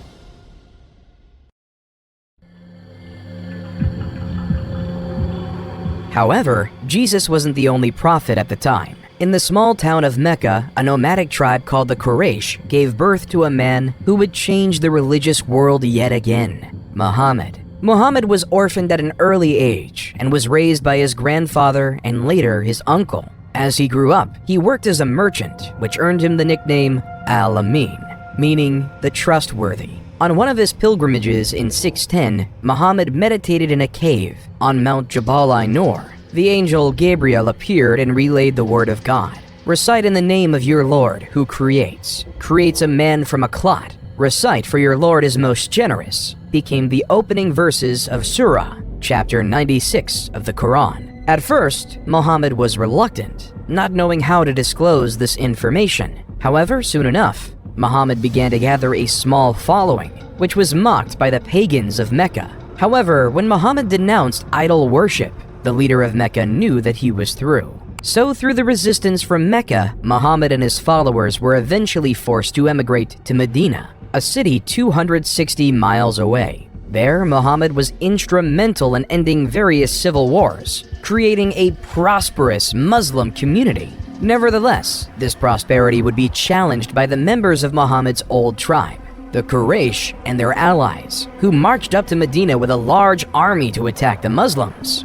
Muhammad devised a plan that they could defend the city if they dug a trench around its perimeter, making it near impossible for enemy forces to penetrate. For several weeks, the Quraysh tried to break through the trench, trying and trying yet again.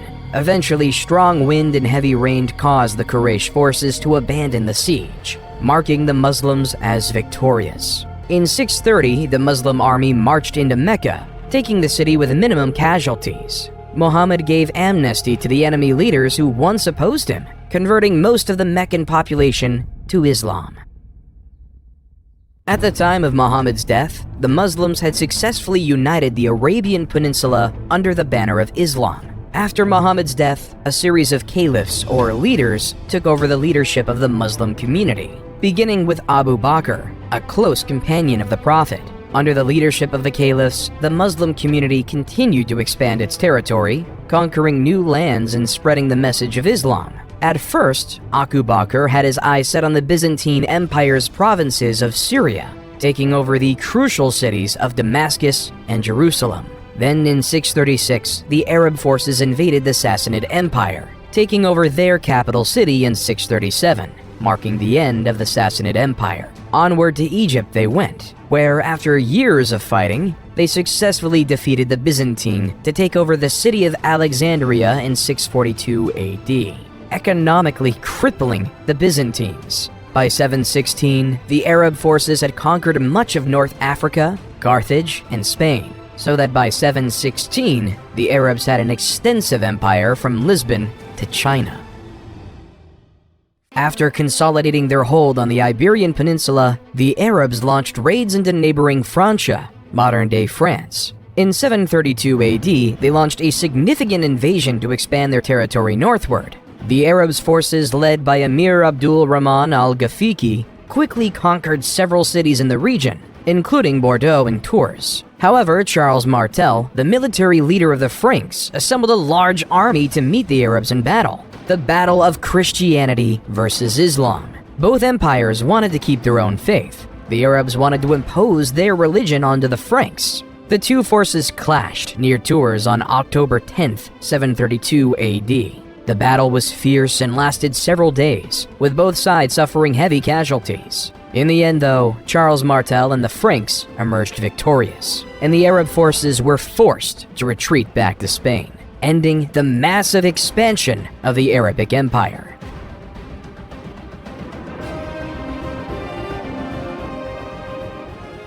While in the West, the definition of God was war. In China, during the rule of the Tang, religions like Buddhism, Taoism, and Confucianism all coexisted peacefully. A citizen was able to believe what they wanted to believe, leaving for many temples and pagodas to be built across the empire. Also, during the Tang, the height of Chinese poetry was upon us. Poets like Li Po and Du Fu created poems that later became the foundations of Chinese literature. Li Po wrote a poignant poem called Zanzan on the Qingthing Mountain, translated by Sam Hamill. The birds have vanished down the sky, now the last cloud drains away. We sit together, the mountain and me, until only the mountain remains.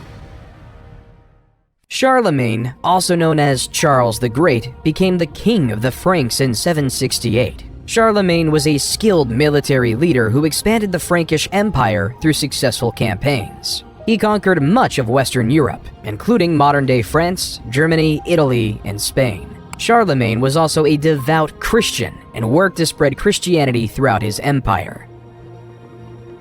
In 785, Harun was declared caliph instead of focusing on conquering like his brethren. He instead focused on the scientific growth in the new capital city of Baghdad. Harun al-Rashid wanted to create the House of Wisdom, a library and research center that attracted scholars from around the world. These scholars would come to the House of Wisdom with a desire to learn. They've translated the works of the past, as well as developing the science of algebra, chemistry, sociology, and the concept of infinity. While the Vikings had a different idea of progress. The Vikings were a group of uncivilized pagans from modern-day Scandinavia who wanted to gain material wealth. So June 8th, 793 AD marked the beginning of the Viking Age in Europe. Lindisfarne was a small, isolated island off the northeast coast of England that was home to a famous monastery and considered one of Europe's most important centers of learning. On the day of the raid, a group of Viking warriors, likely from Norway or Denmark, landed on the island and attacked the monastery. The Vikings pillaged the monastery, killing many monks and taking others as slaves. The raid was a brutal and unexpected attack on a place of great religious and cultural significance, and it sent shockwaves throughout Europe.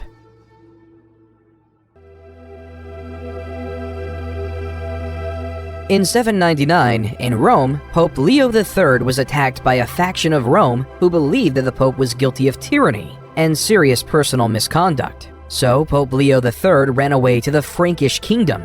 After this, Charlemagne and his Frank army provided an escort for the Pope and restored him to the papal office. But yet, the power of the papacy was being questioned, with many people wanting it to go away, which caused Charlemagne to go to Rome in late 800 to fight for his pope. For his loyalty, on Christmas Day in the Basilica of St. Peter, Pope Leo III placed a crown on Charlemagne's head, declaring him the new Holy Roman Emperor, creating a new Roman Empire, the Holy Roman Empire, or at least the first rendition of it. Under Charlemagne, the foundations of a genuinely great empire were forming, but once Charlemagne died in 814, the new empire was bludgeoning with problems.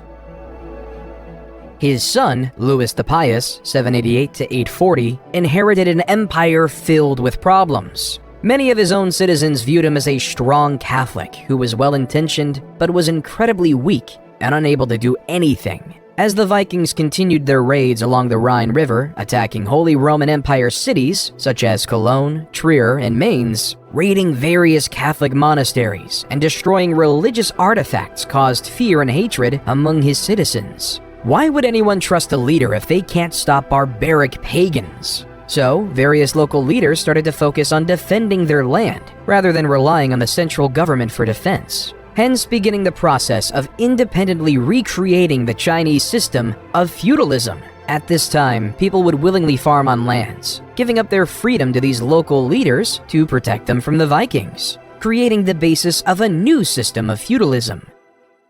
While the Holy Roman Empire might have been fighting with the Vikings and the Byzantines were fighting with the Arabs, in 820, a group of Arab raiders landed on the island of Crete. Over the next several years, Arab forces gradually gained control of the island, overcoming the resistance of the Byzantine defenders. The conquest was completed in 827, and Crete became part of the Arab Empire. The conquest of Sicily and Sardinia followed a similar pattern. In 827, a large Arab fleet landed on Sicily, and Arab forces quickly gained control of much of the island.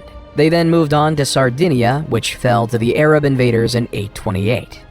In the Holy Roman Empire, once Louis the Pious died in 840 AD, so did the Charlemagne Empire. The infighting between family members grew, leading to the Holy Roman Empire being divided between three family members in the famous Treaty of Verdun. In the west, the formation of the West Frankish Kingdom was given to Charlemagne's grandson, Charles the Bald, in modern-day France. In the East Frankish Kingdom was given to another grandson, Louis the German, which was obviously settled in modern-day Germany, while the Middle Kingdom was given to Charlemagne's eldest son, Lothair. However, being squeezed in between the West and East Frankish kingdoms gave the Middle Kingdom a short lifespan and was practically irrelevant. The Vikings weren't just a problem for mainland Europe, they were pillaging everything in mainland England. So in 871, the new King of Wessex, Alfred the Great, rose to power with one thing in mind: keeping everyone safe. Alfred built a network of fortifications known as burhs, designed to protect his people from Viking attacks. He also developed new military tactics and strategies and fostered alliances with other Anglo-Saxon kingdoms. Unlike in Great Britain, though, the Vikings were actually invited to Russia. According to Russian legend, the tribes in Russia were tired of dealing with political strife, so they invited the Varangians, a sect of Vikings, to establish order and a government over there. Hence, Rurik came with his two brothers to the city of Novgorod, and using the Vikings' famous force, they were able to establish order in the city, declaring Rurik as their new king, creating the Kievan Rus dynasty. Under the military leadership of Oleg, one of the Rurik kingsmen, the Kievan Rus started establishing Smolensk and Kiev in modern-day Ukraine, creating the forefront of Russia today. While back in England, expanding upon his grandfather Alfred the Great's alliance network, Athelstan was declared King of Essex. Athelstan was able to get all the Anglo-Saxon kingdoms to work together to fend off the Vikings of the British Isles. He was declared to be the first king of England due to his ability to navigate alliances and keep everyone safe, beginning one of the longest monarchies in human history. While the East Frankish kingdom was facing a similar problem, the pagan Magyars were attacking everyone across the kingdom, leaving the kingdom to live in fear. However, King Otto of the East Frankish Empire was able to defeat the pesky Magyars at the Battle of Lechfeld in 955. Then, in 961, he could fully conquer all of the kingdoms of Italy, restoring Christendom to all the former pagans. So in 962, Otto I was coronated to Pope John XII in Rome to be the new Holy Roman Emperor. In France, though, the West Frankish kingdom was struggling, because in 987, King Louis V, a direct descendant of Charlemagne, died at age 20 without leaving an heir to take over their dynasty, leaving the French monarchy in peril. So the French aristocracy had an election between Hugh Capet, a noble with extensive lands in the region of Isle-de-France, and Charles, Duke of Lower Lorraine. With the support of Adalbero, the Archbishop of Reims, Hugh Capet became the first king of France, starting the Capetian dynasty.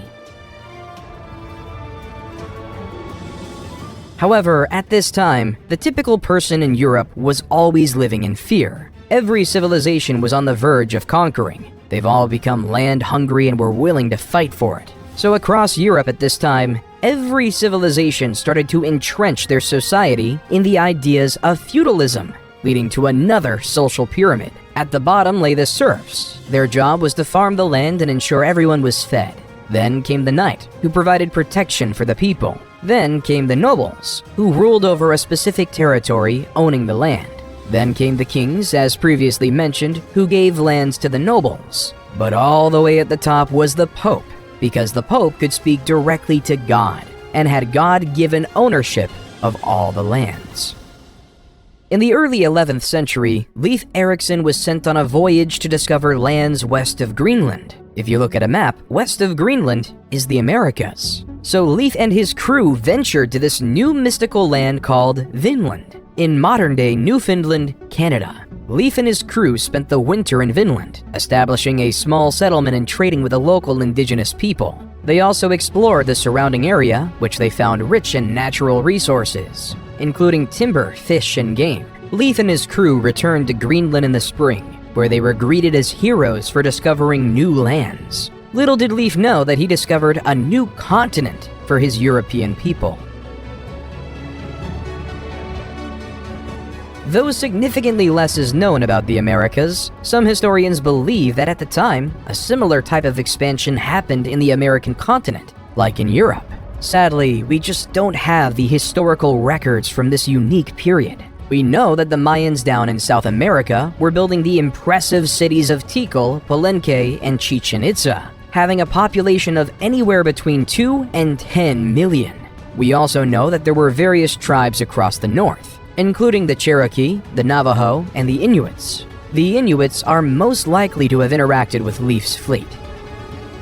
While back in Europe, in the holy city of Jerusalem laid the very famous church, the Church of the Holy Sepulchre.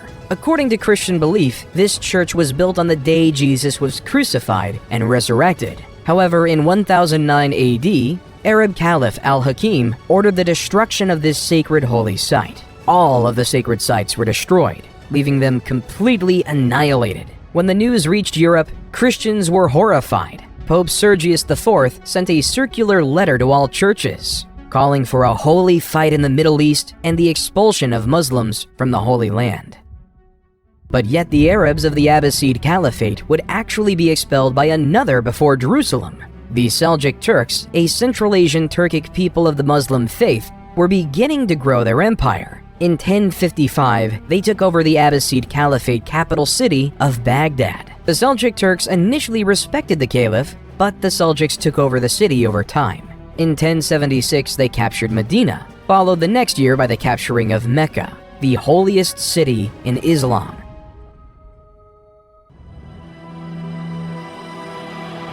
Due to this, the Muslim world wasn't ready for Pope Urban II at the Council of Clermont in 1095 to call upon all Christians to take up arms and liberate the Holy Land from Muslim rule. The Pope promised spiritual rewards and forgiveness of sins to those who joined the crusade, and many knights, nobles, and peasants were inspired to take up the cause. Many European nobles, such as Godfrey of Bouillon, Toulouse, Bohemond of Taranto, and Robert of Flanders, brought their armies from Europe on their journey to Jerusalem. While the Christians were united, the Muslims were divided and unable to put up a strong defense against the Crusaders. Hence, the Christians took over the county of Edessa in 1098, and finally the holy city of Jerusalem in 1099. However, the crusade wasn't done. In 1144, the Muslim forces led by Turkish ruler Ahmad ad-Din Zengi launched a siege against Edessa. The city was poorly defended, and the Crusaders could not resist the Muslim forces for long.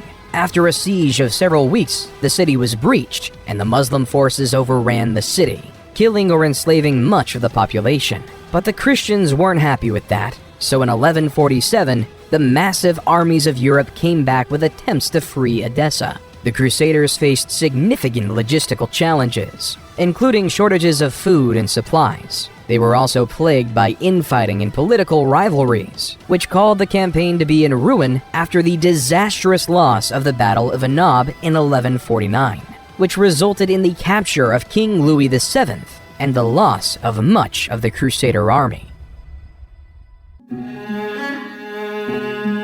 While the Christians and Muslims were fighting, the Hindus in the Khmer Empire, under King Suryavarman II, built a fantastic temple for the Hindu god Vishnu called the Angkor Wat. Vishnu is an important god in Hinduism, known as the preserver and protector of the universe. He has 10 incarnations, or avatars, and is often depicted as having blue skin and holding 4 objects. As you approach Angkor Wat, you are greeted by a massive moat and a grand entrance gate adorned with intricate carvings of mythological creatures and deities. The main temple rises like a towering mountain, with intricate carvings and reliefs that tell the stories of Hindu mythology and the history of the Khmer Empire. The temple's galleries are lined with stunning bas-reliefs depicting scenes of battles, ceremonies, and daily life in ancient Cambodia. At the heart of the complex is the central sanctuary, a massive pyramid-like structure surrounded by smaller temples and courtyards. The sanctuary is considered the most sacred part of the temple,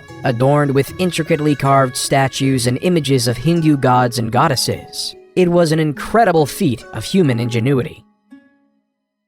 But yet in 1187, the Muslim commander from Egypt, Saladin, became fed up with the Christian rule of Jerusalem. So he declared a holy war across the Muslim world in order to reconquer Jerusalem from the Christians. The battle occurred on a scorching hot day in the hills near the Sea of Galilee. Saladin's forces numbered around 20,000. The Crusaders had a much smaller force of around 12,000 knights, soldiers, and civilians under the aptly named king, King Guy. The battle began with skirmishes between the two sides, but soon escalated into a full-scale engagement. Saladin's forces could use their superior cavalry to encircle the Crusaders, who could not break through the Muslim lines. The heat and thirst soon took a toll on the Crusaders, who were weakened and disoriented. The Muslim forces took advantage of the situation. They launched a fierce attack, breaking through the Crusader lines and capturing many knights. King Guy and a small group of knights were able to escape the battlefield. Still, the majority of the Crusader army was destroyed. The loss of the battle was a severe blow to the Christian forces in the region, and it paved the way for Saladin's conquest of Jerusalem. But the Christians weren't going to allow that, so guess what happened? Another crusade. This time, the 3 most powerful monarchs at the time, Emperor Frederick I of the Holy Roman Empire, King Richard I of England, and King Philip II of France, sent their best armies to reconquer the holy city of Jerusalem. However, all the force in the world couldn't retake Jerusalem from the grips of Saladin, leaving the Third Crusade to be a failure. Genghis was born to a mother kidnapped by his father and forced into marriage. Legend holds that he came into this world clutching a blood clot in his right hand. Before he turned 10, his father was poisoned to death by an enemy clan. Genghis's clan then deserted him, his mother, and his 6 siblings to avoid having to feed them. However, he soon began to make friends with the other clans throughout the Mongolian mountainside. By 1206, he had united all the various tribes, uniting 1 million people. For the time, Genghis was quite progressive. He made it illegal to sell and kidnap women, banished the idea of enslavement of any Mongol, and even allowed freedom of religion. When it came to war, though, Genghis was as barbaric as the next one. His first campaign was against the Shisha kingdom in 1209. His army of mostly cavalrymen on horses quickly outnumbered and destroyed the kingdom. His next target was the Jin dynasty in China. From 1211 to 1214, the outnumbered Mongols ravaged the countryside, causing food shortages, resulting in the Jin army killing tens of thousands of their own peasants just so their elites could live. In 1214, the Mongols besieged the capital of Zhongdu, now Beijing, and burnt it to the ground. In the early 13th century, King John was facing increasing pressure from his barons, who were demanding greater rights and protections under the law. In response to their demands, John agreed to meet with the barons and negotiate a settlement. The result of these negotiations was the Magna Carta, a document that set out a series of rights and freedoms that the king could not violate. Among these rights were the right to a fair trial, the right to due process of law, and the right to be protected from arbitrary arrest and imprisonment. The Magna Carta also established the principle of habeas corpus, which required the government to produce a prisoner in court and provide a lawful reason for their detention. This principle has been a cornerstone of modern legal systems around the world. Then in 1217, there was another crusade, this time led by King Andrew II of Hungary and Duke Leopold VI of Austria, with the same goal in mind: to take over Jerusalem. The Crusaders successfully captured the city of Damietta in 1219, but they could not advance further into Egypt. After a series of setbacks, including capture and imprisonment of many Crusaders, the Christian forces were forced to abandon their campaign in Egypt. The Crusaders eventually agreed to a treaty with the Muslim forces, allowing them to leave Egypt unharmed, but without achieving their ultimate goal. Genghis Khan wasn't done though. In 1219, went to war against the Khwarezm Empire in present-day Turkmenistan, Uzbekistan, Afghanistan, and Iran. During his raids, the Mongol hordes swept through one city after another, taking over the likes of Bukhara, Samarkand, and Urgench. Skilled workers such as carpenters and jewelers were usually saved, while aristocrats and resisting soldiers were killed. Unskilled workers, meanwhile, were often used as human shields during the next assault. No one knows with any certainty how many people died during Genghis Khan's wars, in part because the Mongols propagated their vicious image as a way of spreading terror. At Genghis Khan's death, he controlled a massive territory from the Sea of Japan to the Caspian Sea. However, even more impressively, around 8% of the men in South Asia descend from Genghis Khan today. In 1228, Emperor Frederick II of the Holy Roman Empire tried to conquer the Holy Land, but failed, ending the Sixth Crusade. Of course, the Holy Roman Empire couldn't be the only one crusading. King Louis IX of France in 1248 decided to start the Seventh Crusade to retake Jerusalem, but he was taken prisoner by the Muslims and forced to pay a hefty ransom as he retreated. However, that didn't deter King Louis IX, because in 1270 he was at it again, trying to free Jerusalem from the grips of Muslim rule. But this time, he died of dysentery. Once King Louis IX died, his troops retreated, creating the eighth and final time there was a crusade. In England, though, in 1295, England was making a diplomatic headway. In a letter summoning Parliament, King Edward I wrote, "Since the most righteous law of the emperors ordains that what touches all should be approved by all, so it appears that common dangers should be met by remedies agreed upon in common. As King Edward, I would then request 1/10 of the incomes of nobles and 1/11 of the income of knights," creating one of the first parliaments we would see in the New Age. While down in Africa, a leader of extravagant wealth, Mansa Musa, was gaining power. On his famous Hajj, a religious Muslim pilgrimage to Mecca that every Muslim should make at least once in his life, Mansa Musa, with his caravan of camels and an army of scholars, gave vast amounts of gold to any poor person he saw, hence crashing all of the economies in northern Africa due to the inflation of gold.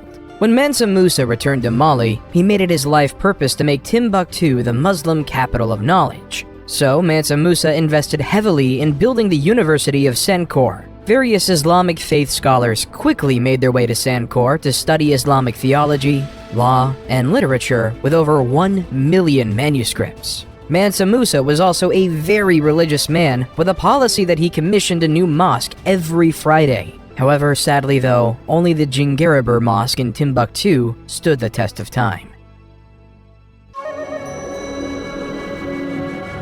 In the Americas though, another built on riches was being created.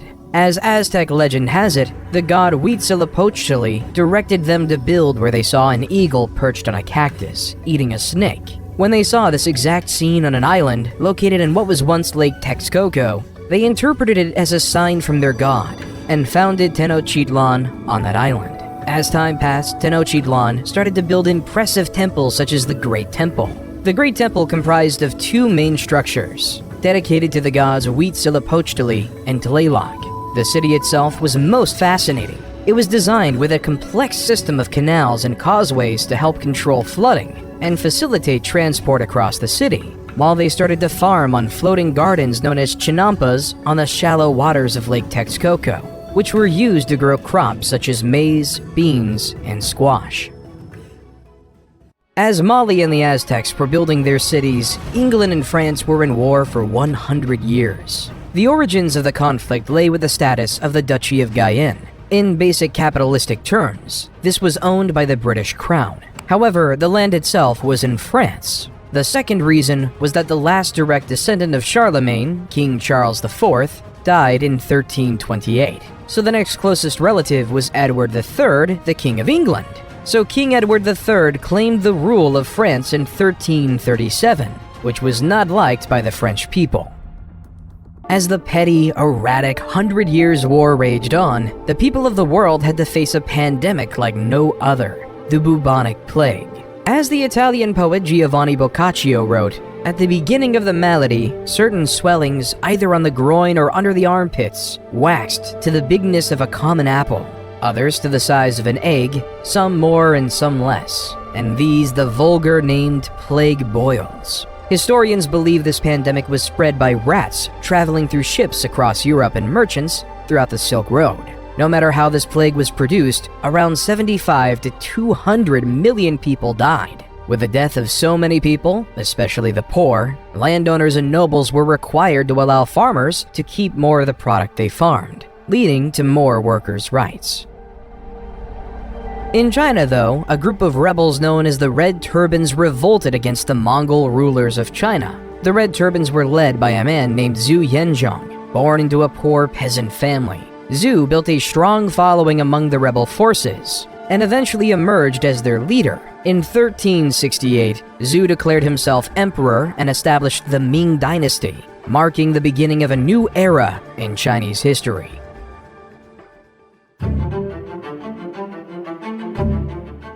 In 1428, at the age of 16, Joan left her home in the village of Domremy and traveled to the court of Charles VII, where she asked for permission to lead the French army against the English. At first, her request was met with skepticism and disbelief. Still, Joan persisted and eventually won the support of the French commanders. Joan's first major military victory came in the Siege of Orleans in 1429. She led the French troops in a series of daring attacks on the English forces, and she broke the siege and liberated the city. This victory boosted French morale and helped to turn the tide of the war in their favor. Over the next several months, Joan led the French army to victories against the English, including the Battle of Patay in June 1429. However, her success also made her enemies in the English and French court. In 1430, she was captured by the English and put on trial for heresy and witchcraft. Joan was subjected to a grueling trial. She was accused of various crimes, including dressing in men's clothing, practicing sorcery, and hearing voices. Despite the odds against her, Joan remained steadfast in her faith and her belief that she was carrying out God's will. In the end, Joan was found guilty and sentenced to death by burning at stake. She was executed on May 30th, 1431, at 19. Then, 20 years later, in the Battle of Castilian, Charles VII of France led a French army which defeated the English army, effectively ending English territorial claims in France. While back in the great city of Constantinople, the Byzantine Empire was declining, weakened by years of war, political instability, and economic turmoil. In contrast, the Ottoman Empire, led by Sultan Mehmed II, was on the rise. and the Sultan saw an opportunity to expand his empire and gain control of the strategic city of Constantinople. By 1453, Mehmed II led an army of 80,000 soldiers, including elite Janissary troops and a powerful artillery force, to besiege Constantinople. The Byzantine defenders, led by Emperor Constantine XI, were vastly outnumbered and outgunned. They faced a seemingly impossible task to hold off the Ottoman assault. The Ottomans bombarded the city with artillery for nearly 2 months, causing extensive damage to the walls and fortifications. The Byzantine defenders, meanwhile, struggled to maintain morale and keep their troops fed and supplied. Then, on the fateful day, May 29, 1453, the Ottomans launched a massive assault on the city. Climbing up, covered by siege towers, they were able to breach the walls and gain access to the city.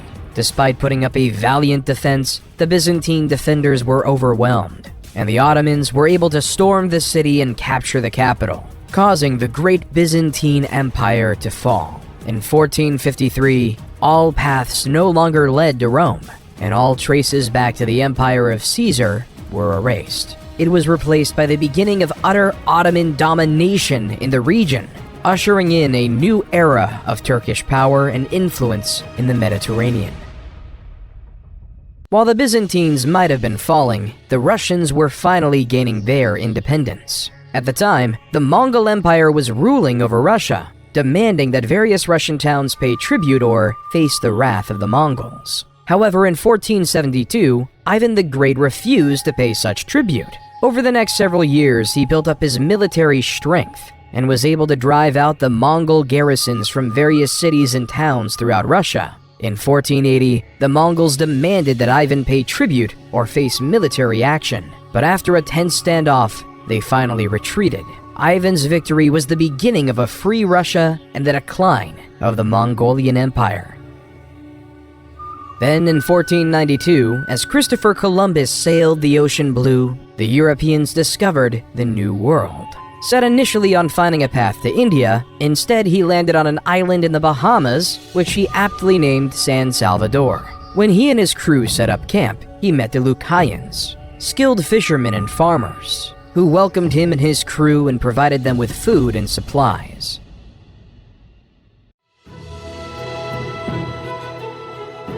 While back in Europe, a golden age of culture was upon us. In 1503, Leonardo da Vinci painted the Mona Lisa. Da Vinci's biographer, Walter Isaacson, says, "The Mona Lisa, to me, is the greatest emotional painting ever done. The way the smile flickers makes it a work of art and science because Leonardo understood optics, the muscles of the lips, and how light strikes the eye. All of it goes into making the Mona Lisa smile so mysterious and elusive." In 1504, Michelangelo sculpted David. Michelangelo would say, "In every block of marble, I see a statue as plain as though it stood before me, shaped in perfect in attitude and action. I have only to hew away the rough walls that imprison the lovely apparition to reveal it to the other eyes as mine see it." While in 1506, Michelangelo was painting the magnificent painting of the Sistine Chapel. While in the political world, Niccolò Machiavelli is one of, if not the most influential, pieces of literature we have today.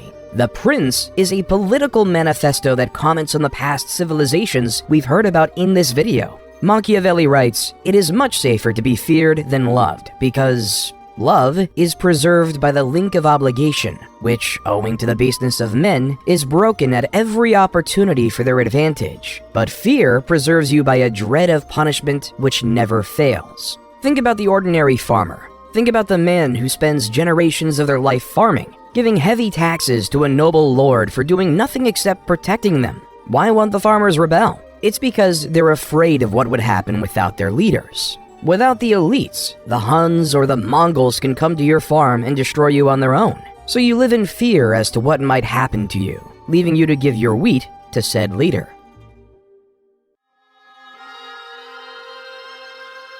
Martin Luther, though, didn't just report on the basics of human nature. Martin wanted to make a difference and was sick of the Catholic Church. At the time, the Catholic Church was selling indulgences, which were certificates that people could purchase to reduce the amount of time they would spend in purgatory after they died. Luther believed this practice was corrupt and went against the Bible's teachings, which emphasized the importance of repentance and faith over material wealth. In protest, he wrote a series of 95 theses, or arguments, challenging the church's authority and calling for reform. On October 31st, 1517, Luther nailed his 95 theses to the door of the castle church in Wittenberg, which was a common way of announcing a public debate or discussion. Luther's 95 Theses sparked a debate within the church and among European scholars and theologians. Some people agreed with his criticisms of the church, while others saw him as a heretic and a threat to the established order. The beginning of Protestantism was upon us. In 1519, though, the Spanish conquistadors, under the leadership of Hernan Cortés, arrived on the Aztec shores. They were greeted by the Aztecs, who gave gifts of gold and silver of incredible wealth to the Spanish, as they believed that the Spaniards were emissaries of the god Quetzalcoatl. However, Cortés soon revealed his true intentions: to conquer the Aztec Empire and claim its wealth for Spain. Over several years, Cortés and his forces engaged in a series of battles with the Aztecs, marked by intense violence and brutality. The Spanish were aided by their superior military technology, including guns and cannons, and by the support of indigenous allies, who were the enemies of the Aztecs. Despite being vastly outnumbered, Cortés and his men made significant gains against the Aztecs, eventually laying siege to their capital city of Tenochtitlan. After months of fighting, the city fell to the Spanish in 1521, and the Aztec Empire was effectively destroyed. Then, following the strategy of Cortés, Francisco Pizarro led an expedition that conquered the Incan Empire in present-day Peru. Though the violence was authoritarian, the biohazards were even more demanding. The Europeans, due to having survived illnesses such as the bubonic plague and smallpox, developed immunity to many of these diseases that they've, one way or another, spread to the native people, essentially over time, killing them off. Under Suleiman the Magnificent's leadership, the Ottoman Empire became one of the most powerful and influential empires in world history. Suleiman was a brilliant strategist and military leader, and his reign was marked by significant conquests and political achievements. Like many other leaders, he set out to conquer the world. By the end of his reign, Suleiman the Magnificent presided over a vast empire that stretched from southeastern Europe to the deserts of Arabia and from the shores of the Mediterranean to the plains of Persia. His conquests included the capture of Belgrade and Budapest in Europe, Jerusalem and Mecca in the Middle East, and Tabriz and Baghdad in Persia. The Ottomans also became the dominant naval power in the Mediterranean, with control over North African cities such as Algiers and Tunis, creating the dominant Ottoman civilization.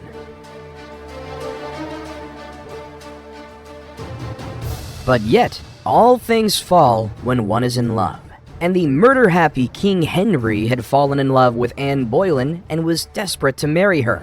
However, Catherine of Aragon was still alive, and the Catholic Church did not recognize divorce. Henry's solution was to break away from the Catholic Church and established the Church of England, with himself as the head. In 1534, Henry passed the Act of Supremacy, which declared that the king, not the Pope, was the supreme head of the Church of England, leaving the Catholic Church to be angry and excommunicate Henry VII, leaving a schism between the Church of England and the Catholic Church even today.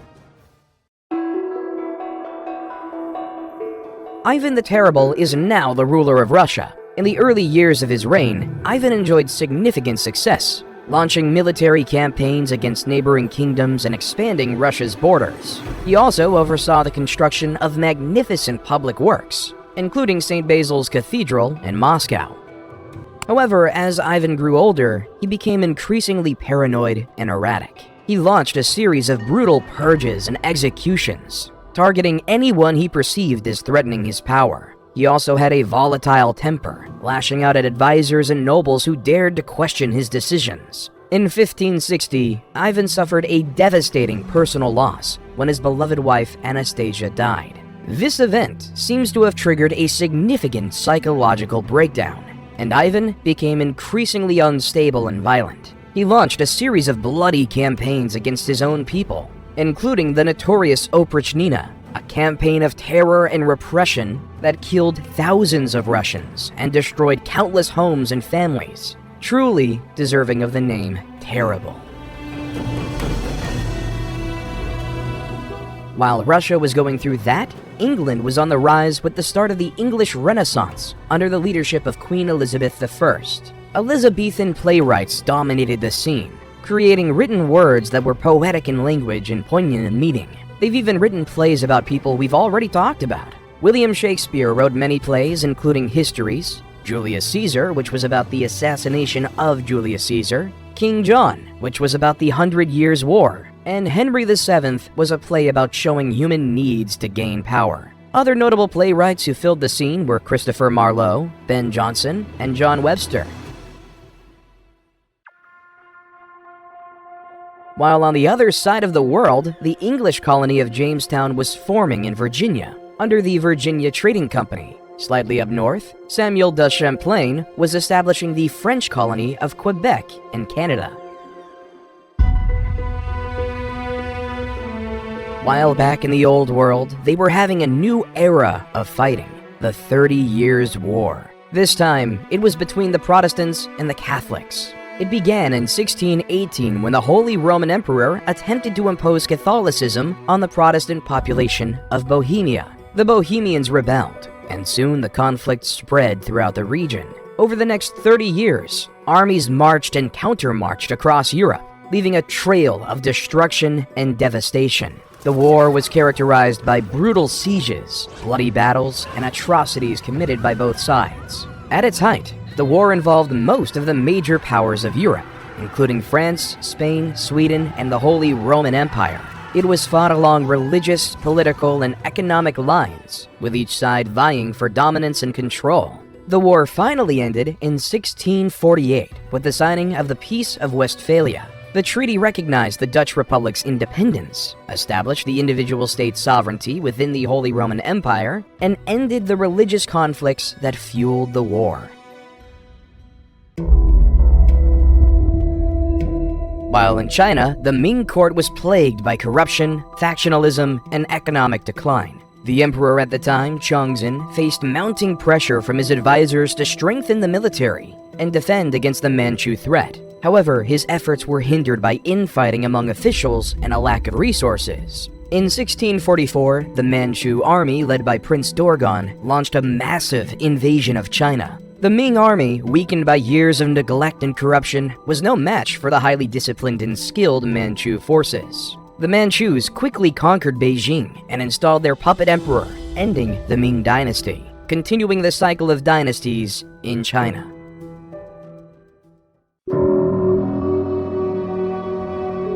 While in Spain, King Charles II died without having any heirs, creating a real political crisis of who should be the leader. King Louis XIV of France supported his grandson, Philip, as the rightful heir to the Spanish throne, hoping to secure French influence over Spain and its territories. On the other hand, Emperor Leopold I of Austria supported the candidacy of Archduke Charles, a member of the Habsburg dynasty, who was seen as a potential ally against French expansionism. The conflict soon escalated into a major war, with many European powers taking sides and forming alliances. The principal belligerents were France and Spain against a coalition of Austria, Great Britain, the Dutch Republic, Portugal, and several other minor powers. The war ended with the Treaty of Utrecht in 1713, which recognized Philip as King of Spain, but required him to renounce any claims to the French throne and cede some territories to Great Britain and Austria. The Treaty of Rastatt, signed the following year, officially ended the war. In 1707, the Acts of the Union were passed by the Parliaments of England and Scotland, which united the two kingdoms into a single political entity known as Great Britain, hence creating the legal foothold that is Great Britain. However, Scotland took a disliking to this. There were protests and uprisings in the years following the Union, including the Jacobite risings of 1715 and 1745, which aimed to restore the Scottish monarchy and independence.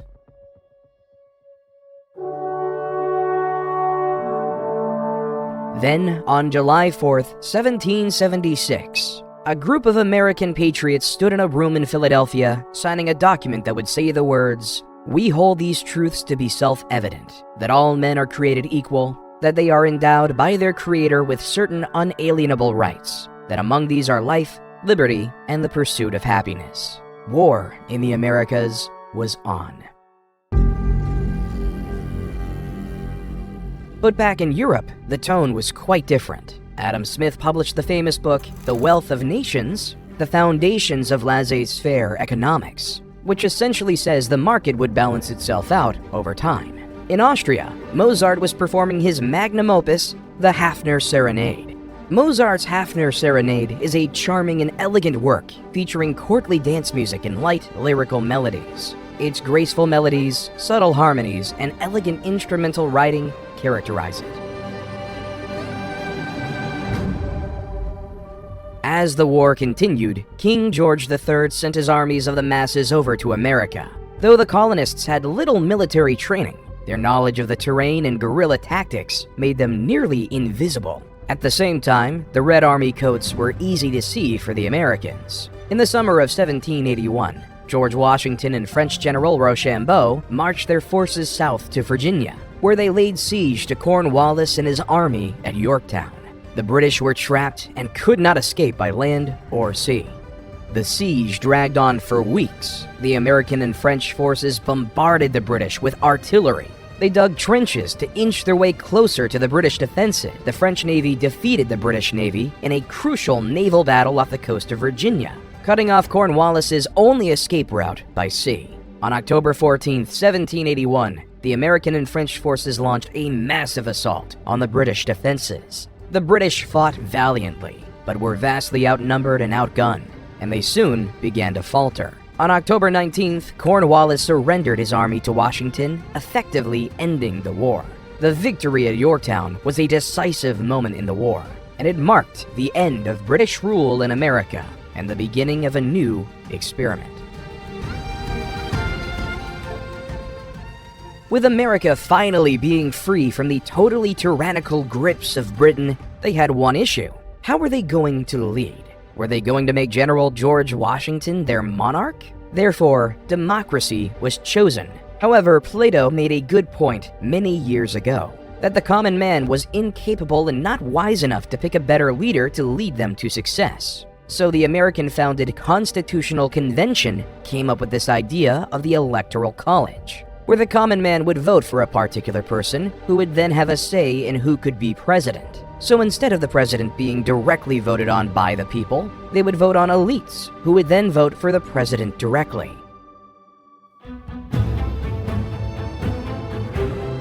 The French then noticed how well the American Revolution went. At the time, the French were ruled by King Louis XVI and his wife, Queen Marie Antoinette. As Queen Marie Antoinette told the peasants, "Let them eat cake," the people of France got together.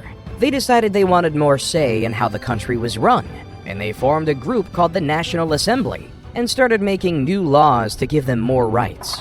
One of the most famous events of the French Revolution was the storming of the Bastille. This was a prison that represented the king's power, and the people wanted to show that they were not afraid of him. They broke into the prison and freed the prisoners, which started a revolution throughout France. Many influential people lost their heads during the revolution, including King Louis XVI and his wife, Queen Marie Antoinette. The people were tired of being ruled by a king and queen who didn't care about them, and they wanted to create a new system where everyone would have a say. And the people of France voted in Maximilien Robespierre. In 1789, Robespierre was elected as a delegate to the Estates General, which was convened to address France's financial crisis. He quickly emerged as a leading voice in the National Assembly, advocating for the ordinary people's rights and opposing the aristocracy's power. As the revolution continued, though, Robespierre became increasingly radical in his views, advocating for the execution of King Louis XVI and the establishment of a republic. He was elected to the powerful Committee of Public Safety in 1793, tasked with protecting the revolution and rooting out enemies of the state. Under Robespierre's leadership, the committee launched a period of intense repression known as the Reign of Terror. Thousands of people were arrested, tried, and executed for crimes against the revolution. Robespierre became known as a ruthless and uncompromising figure. However, Robespierre's power began to wane as the people grew tired of the violence and the instability of the revolution. In 1794, he was arrested and imprisoned along with his closest allies. On July 28, 1794, Robespierre was taken to the guillotine and executed. The execution marked the end of the Reign of Terror and democracy for now in France. Instead, they moved to a directory. A directory is a government led by a 5-member executive council, known as the Directory, which was chosen by the Council of Elders. This legislative body was also part of the new government. The Directory was meant to serve as a moderating force, balancing the interests of the various factions that had emerged during the revolution. However, the Directory concept wasn't successful as well. So, General Napoleon Bonaparte decided to overthrow the government and begin his conquests to take over the world. So off Napoleon went to conquer much of Europe. In 1805, Napoleon defeated a combined Austro-Russian army at the Battle of Austerlitz, solidifying his position as one of Europe's most powerful leaders. He then conquered much of the continent, including Spain, Portugal, and the Netherlands. In 1812, Napoleon invaded Russia with a massive army. Still, the campaign proved disastrous, and his forces were decimated by the harsh Russian winter. The defeat marked the beginning of Napoleon's downfall. In 1814, the European powers allied against Napoleon and invaded France, forcing him to abdicate his throne and go into exile on the island of Elba. However, he returned to France in 1815 in what became known as the 100 Days, and briefly regained power before being defeated by the British and Prussian armies at the Battle of Waterloo. While back in the Americas, Simón Bolívar was on his military campaigns to free Latin American countries from the grasp of the Spanish colonial rule. Bolívar began his military campaigns in Venezuela in 1810, where he led a successful uprising against the Spanish colonial authorities. He then moved on to Colombia, where he won a series of important victories against the Spanish, including the Battle of Boyacá in 1819, which secured the independence of Colombia. Bolívar then turned his attention to Ecuador and Peru, where he won a series of decisive battles that helped secure both countries' independence. He captured the city of Lima in 1824, effectively ending Spanish control of Peru. Bolívar's final military campaign was in Bolivia, where he led the fight for independence against the Spanish in 1825. Bolivia was named in honor of Bolívar, who played a critical role in its liberation. In 1848, two men had an idea that would spark debate worldwide. Karl Marx and Friedrich Engels wrote the book called The Communist Manifesto, which is a book about the idea of communism, where instead of a capitalistic system, where the nobles or bourgeois own everything and the workers and proletariats work for slave wages, instead, what if the proletariats owned the means of production and all worked together? As Marx and Engels would write, let the ruling classes tremble at a communistic revolution. The proletarians would have nothing to lose but their chains, and they have, and they'd to win. They would also write, the need for a constantly expanding market for its products chases the bourgeoisie over the whole surface of the globe. It must nestle everywhere, settle everywhere, establish connections everywhere.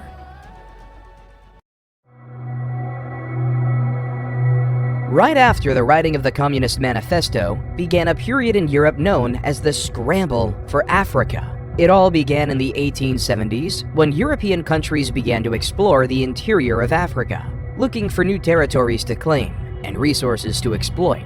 At first, the European powers were cautious, sending explorers and missionaries into Africa to establish trade networks and alliances with local leaders. However, as competition increased, the European powers became more aggressive in their tactics. They used military force to establish colonies and protectorates, and they engaged in diplomatic maneuvering and propaganda campaigns to gain the support of local populations. One of the most ruthless tactics the European powers used was dividing Africa into artificial borders. and creating new ethnic and linguistic divisions. This created tensions and conflicts between different African groups, which the Europeans used to their advantage, creating a European stronghold over the continent of Africa to increase their profits. The scramble for Africa came to an end as a result of several factors, including changing international politics, economic realities, and rising African nationalism. One of the key factors that contributed to the end of the scramble for Africa was the changing balance of power in Europe. By the early 20th century, European powers were increasingly focused on competition with each other, particularly in Europe itself, and were less interested in acquiring new colonies in Africa. This was due in part to the growing tensions between European powers that would eventually lead to the outbreak of World War I in 1914. Because on June 28, 1914, a shot was heard around the world with the assassination of Archduke Franz Ferdinand. Franz Ferdinand was the heir to the throne of Austria-Hungary, and his assassination by a Serbian nationalist named Gavrilo Princip sparked a diplomatic crisis that quickly escalated into a global conflict. In the aftermath of the assassination, Austria-Hungary declared war on Serbia, triggering a complex web of alliances and treaties that drew other countries into the conflict. Germany, an ally of Austria-Hungary, declared war on Russia and France, while Great Britain, which had a treaty with Belgium, declared war on Germany. Within weeks, most of Europe was embroiled in a brutal and devastating conflict. In November 1918, after 4 years of brutal fighting, the Allied powers and the Central Powers agreed to an armistice, effectively bringing an end to the war and the demise of the Ottoman Empire. On November 11th, the armistice went into effect, and the guns fell silent across Europe.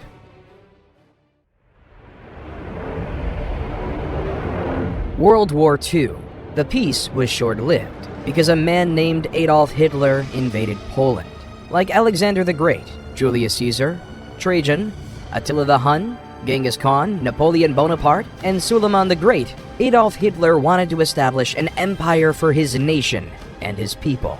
Adolf had dreams of building an empire larger than anything that was ever created. He wanted to make the Roman Empire look like nothing. However, for the sake of the world, and especially those Hitler viewed as undesirable vermin, in April 1945, Soviet forces began a massive assault on Berlin. After weeks of intense fighting, the city fell on May 2nd, and German forces surrendered.